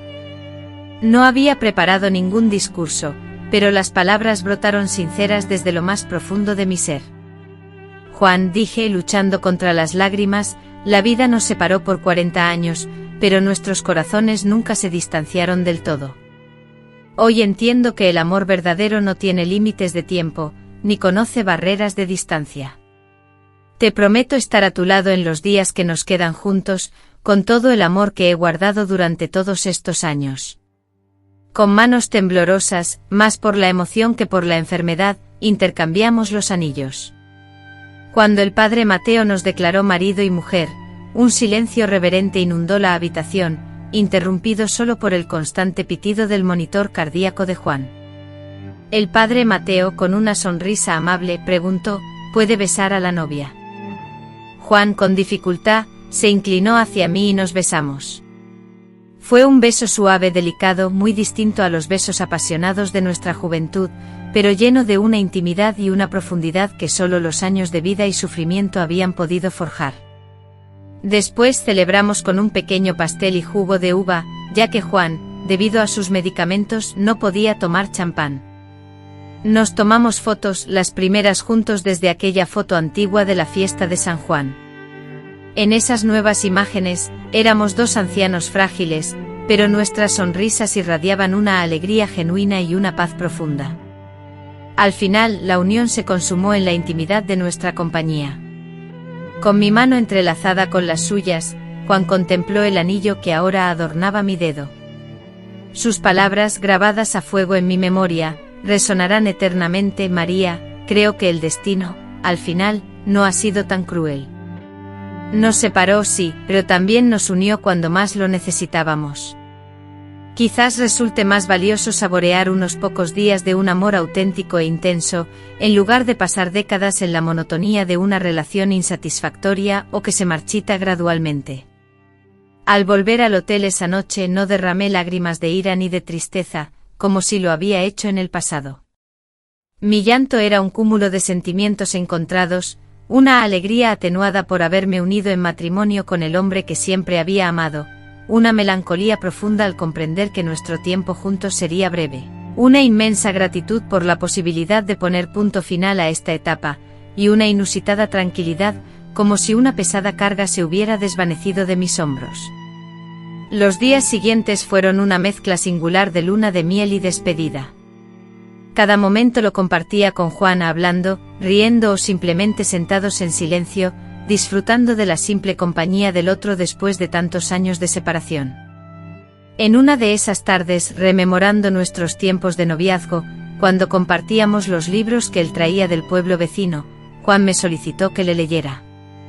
El doctor Carlos había logrado conseguir un ejemplar de Vidas secas, de Graciliano Ramos, una de las obras predilectas de Juan en su juventud.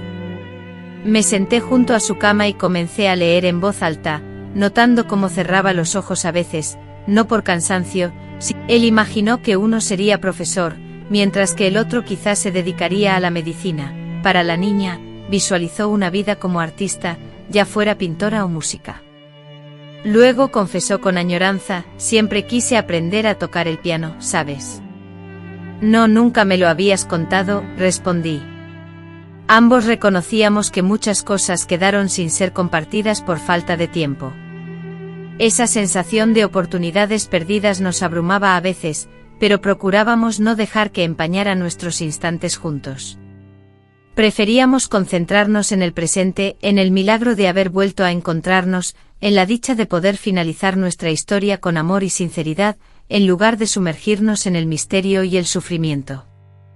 La salud de Juan se debilitaba a pasos agigantados, requiriendo oxígeno de manera constante y medicación adicional para calmar el dolor.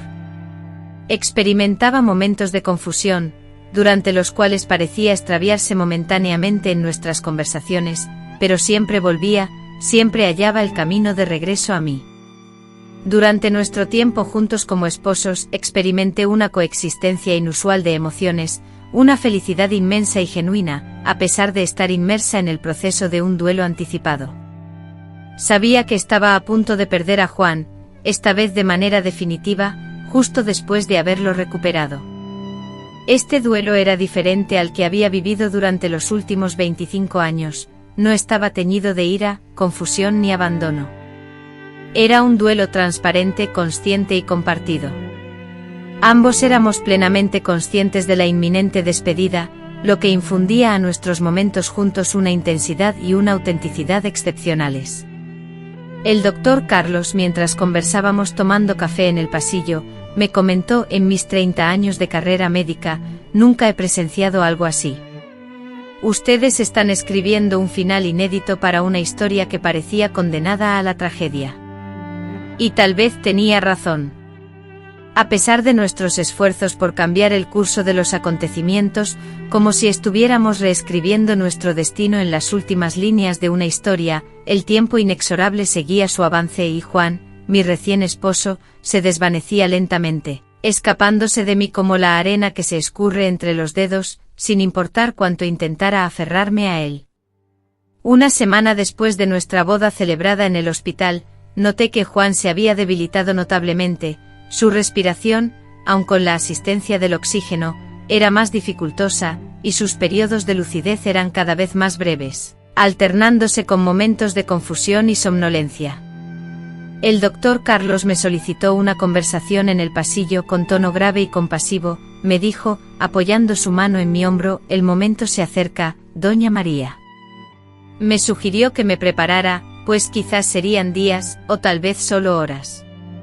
Asentí, ahogando el nudo en mi garganta, pues en el fondo, ya lo sabía, podía leerlo en los ojos de Juan, que aunque brillaban al verme, ya reflejaban una silenciosa despedida. ¿Hay algo que podamos hacer para que se sienta más cómodo?, pregunté. Estamos controlando el dolor lo mejor posible y su presencia es el mayor consuelo que puede tener, respondió el médico. Pero hay algo que me pidió que le preguntara: ¿le gustaría ver el cielo una última vez, sentir el aire fresco, no el del aire acondicionado del hospital?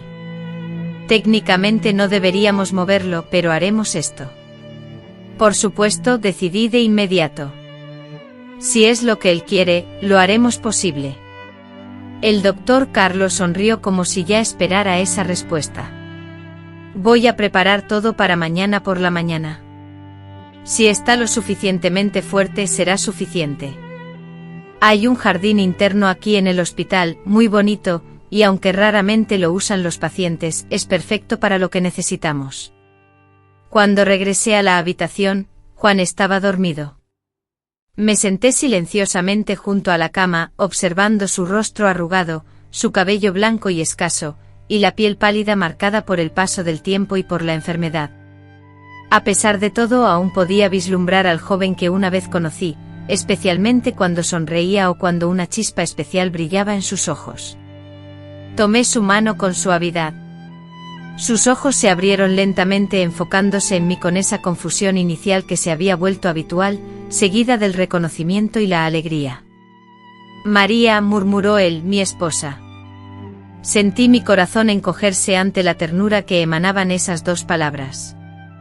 Apenas una semana de matrimonio, y luego la separación. La vida, con su cruel ironía, sabía cómo infligir el dolor más agudo. El doctor Carlos me había hablado de su deseo. Dije mientras acariciaba su mano, mañana te llevaremos a ver el cielo. Su rostro se iluminó. De verdad podemos, sí, hay un jardín aquí mismo en el hospital.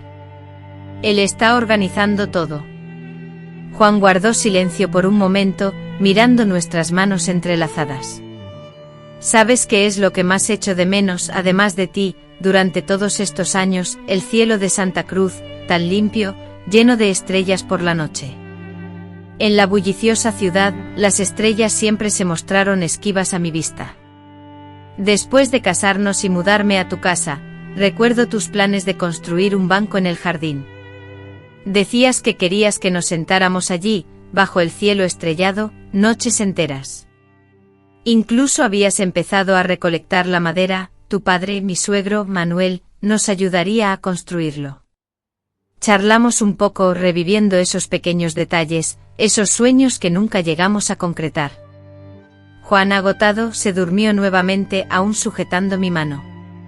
Me quedé velando su sueño, reflexionando sobre cómo la vida puede cambiar en un instante, tanto para bien como para mal, y sobre la fugacidad del tiempo cuando se trata de amar. Un destino caprichoso, a la vez adverso y favorable, nos separó por 40 años, y una carta fue el hilo que nos unió de nuevo, para vivir juntos unos días inolvidables por su intensidad. Al amanecer, el sol irradió una belleza excepcional, con un cielo completamente azul, sin una sola nube que lo empañara, y una temperatura templada y agradable. Era como un regalo del cielo, como si la naturaleza misma se esforzara por ofrecerle a Juan un último reconocimiento.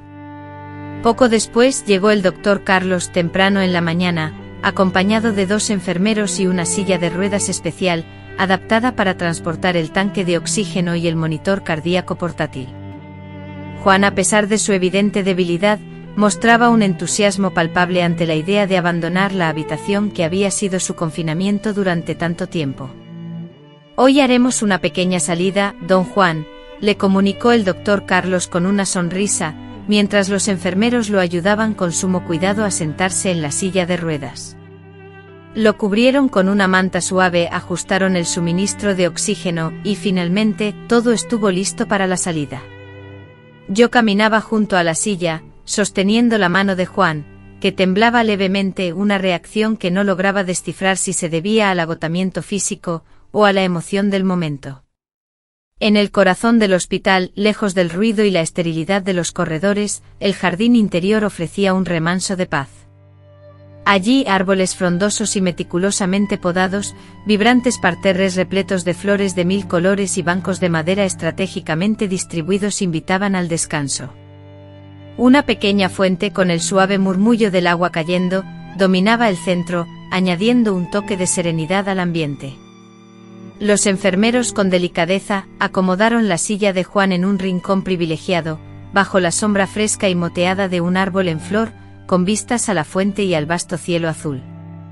Luego, con respeto, se alejaron en silencio, al igual que el doctor Carlos, dejándonos solos en ese momento de intimidad. Juan, con los ojos cerrados por un instante, aspiró profundamente hasta donde sus pulmones, ya castigados, se lo permitían. Al abrirlos, las lágrimas brillaban en ellos. Gracias, susurró apretando mi mano con fuerza. Por esto, por todo. Sin soltar su mano, me senté a su lado en el banco. Después de un largo periodo de silencio, simplemente compartíamos nuestra presencia en ese lugar, absortos en la belleza del instante. Hoy el cielo está de un azul intenso, dijo Juan, rompiendo el silencio. ¿Te acuerdas de aquel domingo en el río? Tú trajiste la tarta de pollo que hizo tu madre y yo una botella de vino que don Antonio me vendió a escondidas, porque éramos muy jóvenes para beber. Recordar aquello me hizo reír. Te tomaste 2 copas y ya estabas mareado. Nunca has tenido mucha resistencia, dije. Él también rió. Fue un día perfecto. El cielo tenía exactamente ese color, un azul profundo. Así, María, quiero que sepas algo importante, comenzó Juan, su voz adquiriendo una seriedad inesperada. Estos últimos días contigo han sido el regalo más preciado que jamás imaginé recibir. Tenías todas las razones para alejarte, para rechazarme. Podrías haber albergado resentimiento y sería completamente comprensible, sin embargo viniste, me perdonaste y hasta te casaste conmigo. Hizo una pausa, la emoción palpable en su rostro. Me diste paz, me rescataste de la desesperación cuando yo me ahogaba en la culpa, creyendo que moriría cargando con el peso de haberte abandonado, aunque fuera por un accidente que me borró la memoria y me impidió volver a ti.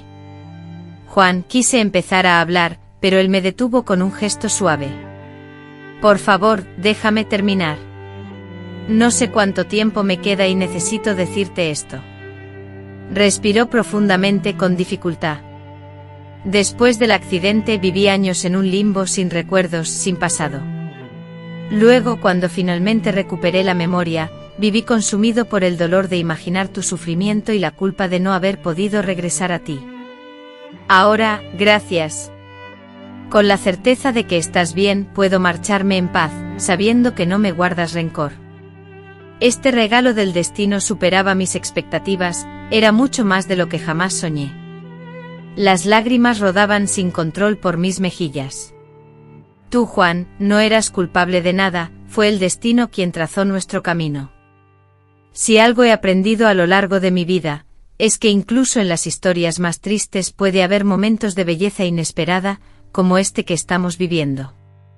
Él dibujó una sonrisa, una que iluminaba su rostro y, aunque fuera por un instante, difuminaba las marcas de la enfermedad y el sufrimiento.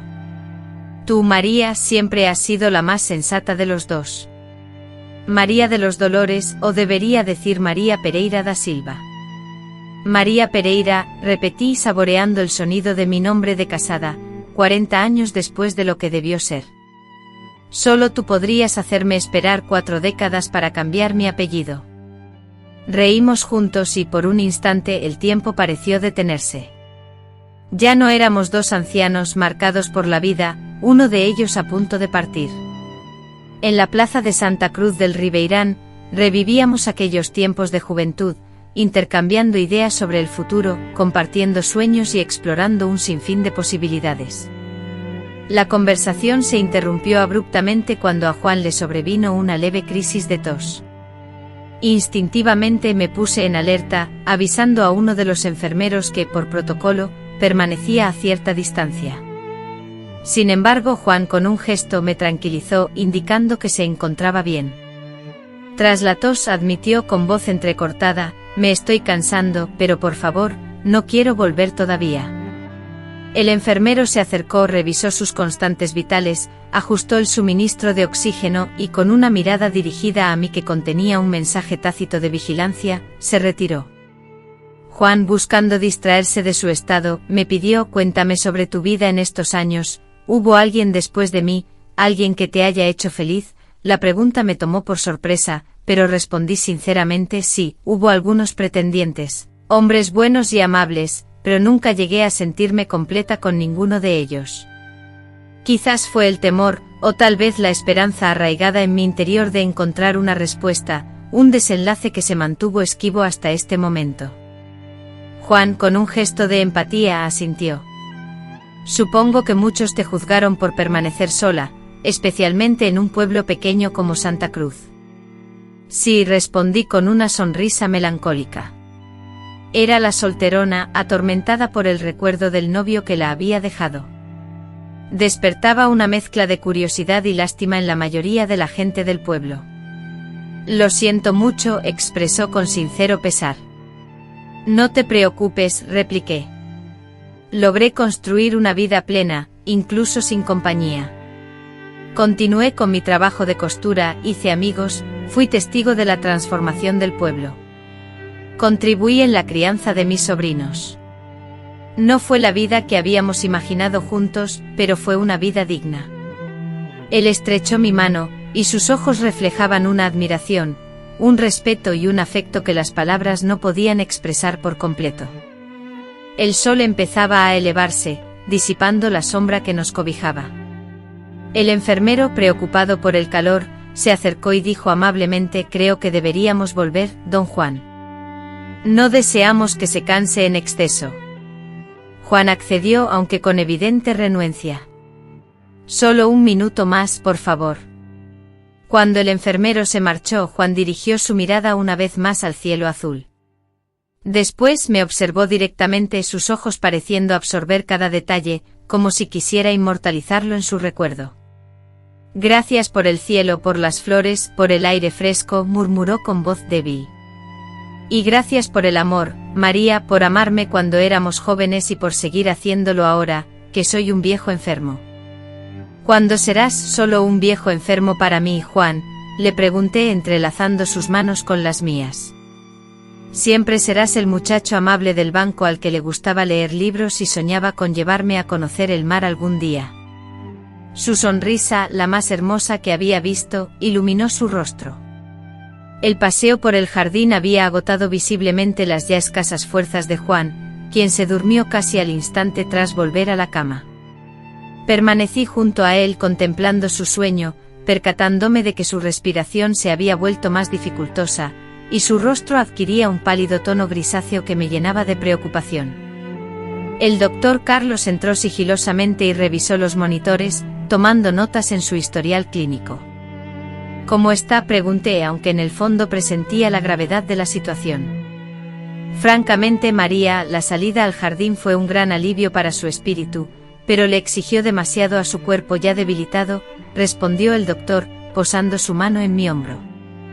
Creo que sería prudente que no abandonara el hospital esta noche, doña María.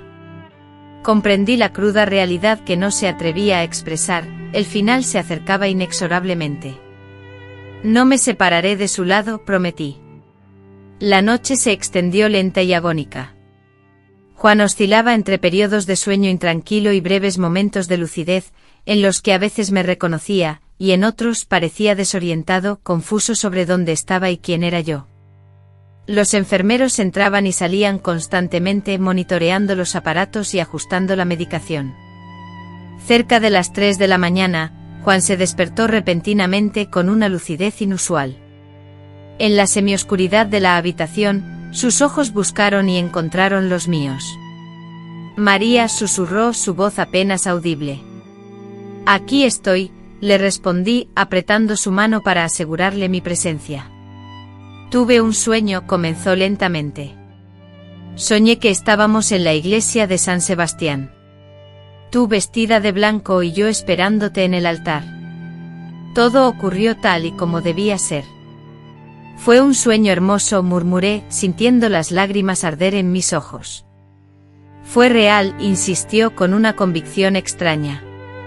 En alguna parte, en alguna versión de nuestras vidas, eso sucedió exactamente así. Nos casamos, tuvimos hijos, envejecimos juntos. Lo creo, dije, aunque la emoción me impedía hablar con fluidez. Solo deseé poder creer también en esa posibilidad que tanto consuelo me daba. Tengo miedo, confesó tras un breve silencio. Estoy aquí contigo, le aseguré, aferrando su mano con más fuerza. No voy a ninguna parte. ¿Crees que en la otra vida nos encontraremos como éramos antes, rejuvenecidos? La pregunta, llena de anhelo y fragilidad, me tomó desprevenido. Creo que sí, respondí, sintiendo que realmente lo creía. Jóvenes y saludables con todo el futuro por delante. Sonrió levemente. No puedo esperar para mostrarte el mar entonces. Esas fueron las últimas palabras claras que Juan pronunció. Después se durmió de nuevo. Su respiración se hizo más y más débil. Me quedé allí sosteniendo su mano, humedeciéndole los labios secos con un hisopo, tal como me habían enseñado las enfermeras. Alrededor de las 5 de la mañana, el doctor Carlos entró, revisó los signos vitales de Juan y me miró con esa expresión que los médicos adquieren después de muchos años de malas noticias. Está muy cerca ahora, dijo suavemente, quizá minutos. Quiere que llame al padre Mateo. Aunque Juan no había sido practicante en su juventud, sentí que la presencia del padre Mateo, quien nos había unido en matrimonio, sería un consuelo para mí, si no para él. El padre Mateo llegó enseguida, parecía somnoliento, pero con una voz suave, doña María expresó que Joan se había ido en paz, y que gracias a su ayuda, se marchó amado, perdonado y comprendido, algo que muchos no logran. En las horas siguientes me sentí sumida en una espesa niebla emocional.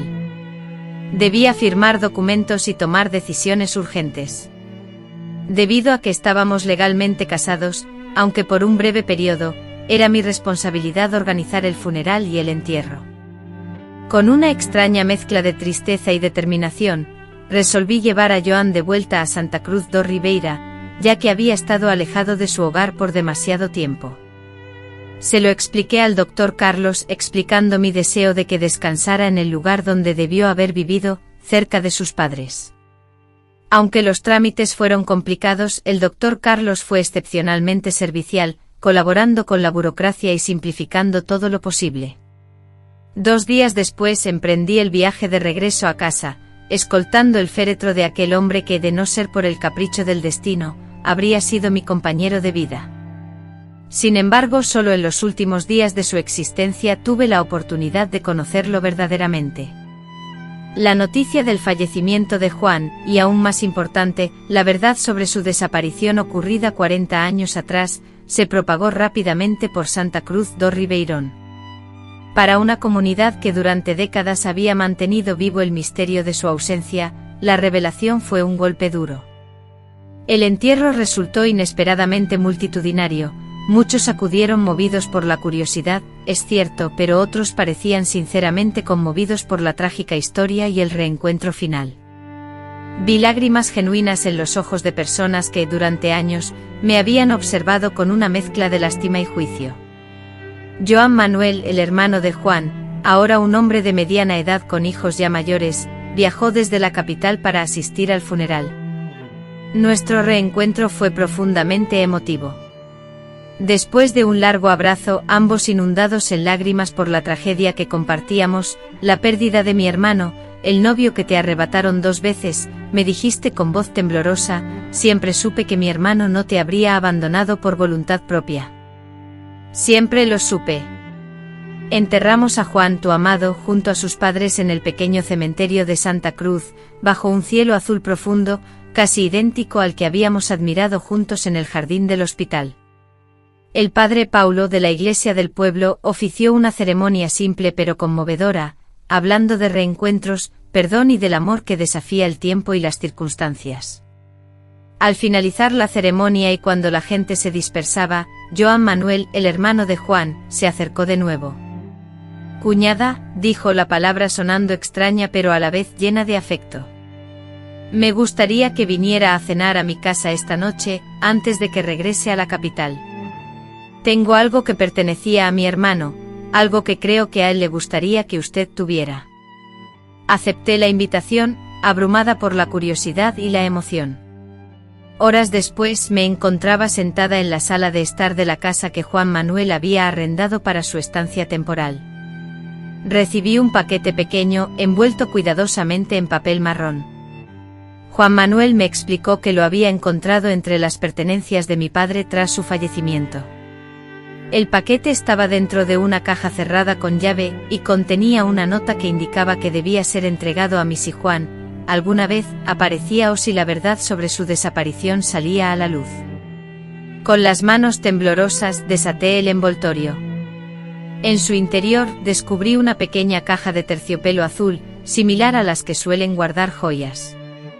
Al abrirla, un suspiro de sorpresa y emoción escapó de mis labios. Era un anillo de compromiso sencillo con una pequeña piedra azul incrustada en un aro de plata, sin lujos, pero con un valor incalculable. El anillo que él nunca pudo darte, dijo Juan Manuel con la voz entrecortada. Lo había comprado en Aguas Claras, la víspera de la boda. Fue hallado en su bolsillo. Después del accidente no se encontró ninguna identificación en sus pantalones, lo que dificultó enormemente la identificación inmediata de la víctima. El anillo que llevaba puesto, sin embargo, era mucho más que una simple joya, era un elemento crucial, un pedazo de una historia que tras 40 años por fin se completaba. Él quería darte una sorpresa, continuó Joan Manuel, pensaba entregártelo en la luna de miel. Mi padre encontró el anillo al hallar la maleta de Juan en la estación de autobuses. En la maleta estaba el recibo de la joyería, pero el anillo no. Mi padre fue a la joyería, describió a Juan y el joyero confirmó la compra. Él guardó el secreto, tal vez porque le daba la esperanza de que Juan regresaría. Me puse el anillo en el dedo, junto a la alianza matrimonial que había recibido hace muy poco. Encajaba de manera extraña, como si cerrara un ciclo que había empezado hacía 40 años. Gracias, logré decir. Esto significa mucho más de lo que puedo expresar. Esa noche al regresar a mi casa, no solo llevaba puesto el anillo, sino también una renovada perspectiva de mi vida. Los 40 años de espera, las dudas que me asaltaban y la amargura que a veces sentía, ahora se presentaban bajo una luz diferente, la de la verdad que se había revelado. Ya no eran años perdidos, sino el crecimiento de una historia que, aunque incompleta, finalmente había encontrado su conclusión. Un cierre adecuado, no el final perfecto que había imaginado en mi juventud, sino un desenlace real, auténtico, con una belleza singular y agridulce. Juan se fue por segunda vez, pero esta vez sin preguntas ni sufrimiento, sino con respuestas, una inusual calma y la promesa de que en algún lugar más allá de esta vida, me guardaría el mar para enseñármelo. Han pasado 3 meses desde que sepulté a Juan. El invierno llegó a Santa Cruz do Ribeira, trayendo consigo la niebla de la mañana que cubre los campos como un velo nupcial. Y curiosamente esa comparación ahora me arranca una sonrisa. En la galería fría de mi casa, un espacio que he habitado durante casi toda mi existencia, observo el amanecer de la ciudad. La vida transcurre con su rutina diaria, niños en camino a la escuela, comerciantes que abren sus negocios, el panadero que distribuye el pan fresco a domicilio. Esta cotidianidad, que antes contrastaba cruelmente con el vacío que sentía, ahora se percibe diferente. La historia que definía mi vida, la de la novia abandonada, finalmente ha encontrado su desenlace, no el que anhelaba en mi juventud, sino uno que me ha brindado una paz que nunca imaginé posible. Ahora los habitantes del pueblo me tratan de forma distinta, las miradas de lástima han dado paso a algo más cercano al respeto. El chismorreo malintencionado se ha transformado en una narración que relatan con admiración y nostalgia, la historia de María y Joan, separados por el destino y reunidos al final de sus vidas. Algunos incluso bromean diciendo que parece un guión de telenovela. Si supieran que la realidad, superando cualquier relato de ficción, puede ser increíblemente sorprendente.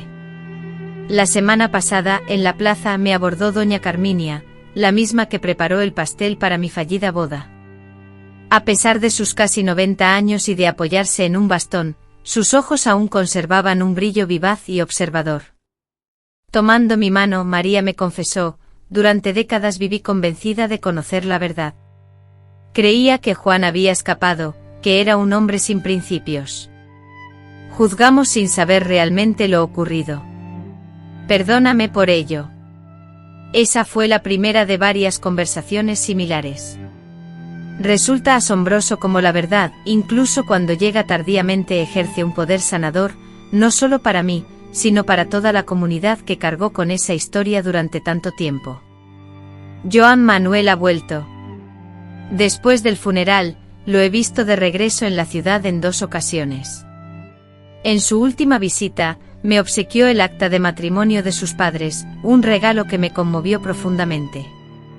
En ese documento había añadido una anotación oficial, reconociéndome formalmente como parte de la familia Pereira da Silva. Siempre fuiste mi cuñada en el corazón, me dijo, y ahora lo era también en los papeles. Actualmente llevo 2 anillos, el primero, el que me colocaron en el hospital durante nuestra breve semana como esposos, el segundo, el anillo de compromiso que Juan me regaló hace 40 años y que encontraron en su bolsillo tras el accidente. Los uso juntos, un constante recordatorio de que nuestra historia, a pesar del dolor, finalmente ha encontrado su final. El doctor Carlos me llama ocasionalmente para saber cómo estoy. La semana pasada me informó que está escribiendo un artículo médico sobre el caso de João, no solo sobre su estado neurológico, sino también sobre la lucidez paradójica que permitió a Juan recordarme después de tantos años. A pesar de haber planeado una pequeña ceremonia en la iglesia para celebrar nuestro 4º aniversario de bodas el 15 de octubre de 2022, ahora está organizando un evento más íntimo en el jardín de la casa de los padres de Joan, con el fin de conmemorar nuestra historia de amor, una que superó el tiempo y la separación y que finalmente encontró su camino, en lugar de celebrar lo que podría haber sido. Asistiré a esta ceremonia, llevando conmigo nuestra única foto juntos de jóvenes y las escasas imágenes tomadas en el hospital durante nuestros breves días como pareja oficial, fotografías que en conjunto narran una historia conmovedora sobre el paso del tiempo, las pérdidas sufridas y las segundas oportunidades que surgen inesperadamente. Actualmente tengo 65 años. Aunque desconozco cuánto tiempo más me queda, estoy convencida de que estos últimos meses me han revelado algo que 4 décadas de incertidumbre no lograron, que el amor verdadero no se mide por el tiempo que dura ni por las circunstancias en las que se da, sino por su profundidad, su autenticidad, su habilidad para superar incluso las tragedias más grandes. La vida nos mantuvo separados durante 40 años, pero al final nos concedió 10 días que valieron una vida entera, 10 días que transformaron por completo 4 décadas de historia. Soy María Pereira da Silva, no solo por el documento que formalizó nuestro tardío matrimonio, sino en lo más profundo de mi ser. Soy la viuda de Juan, no la abandonada. Y en esta nueva identidad he descubierto una libertad que jamás imaginé posible. A menudo me preguntan si siento rabia por el tiempo perdido, por los años que podríamos haber compartido si el destino hubiera sido diferente. Respondo con total sinceridad que no. La rabia no me devolvería ni un solo día, ni cambiaría un solo instante del pasado. Después de expresar mi preferencia, agradezco con el corazón los 10 días que compartimos, 10 días colmados de una conexión auténtica, una comprensión mutua profunda y un amor que finalmente se manifestó. En lugar de lamentar los 40 años de ausencia, encuentro una valiosa lección, quizás aún más significativa por haberla aprendido en esta etapa de mi vida. He comprendido que los finales no siempre se presentan como los imaginamos, pero aún así pueden brindarnos paz. Las historias más significativas a menudo están marcadas tanto por el dolor como por el afecto verdadero, aquel que perdura y nunca se desvanece por completo, simplemente adopta nuevas formas de manifestarse, incluso en los instantes finales de la existencia. En nuestra juventud, Juan y yo soñábamos con una vida juntos.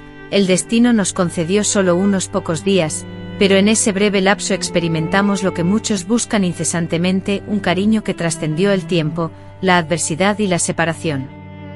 Un amor que, tras superar innumerables pruebas, se reveló lo suficientemente sólido para finalmente brindarnos una paz que, durante años, nos pareció esquiva e inalcanzable. Hoy, ante la pregunta, ¿es usted la mujer cuyo prometido desapareció el día de su boda?, respondo con una sonrisa tranquila. No, no soy aquella mujer cuyo prometido la abandonó, sino la que vio a su esposo regresar a su lado, aunque tardara 4 décadas. Y de alguna manera, con la cifra 10143, todo ha cambiado. Si has seguido mi historia hasta el final, me gustaría saber tu opinión. Te invito a suscribirte a este canal y a compartir tus reflexiones en los comentarios.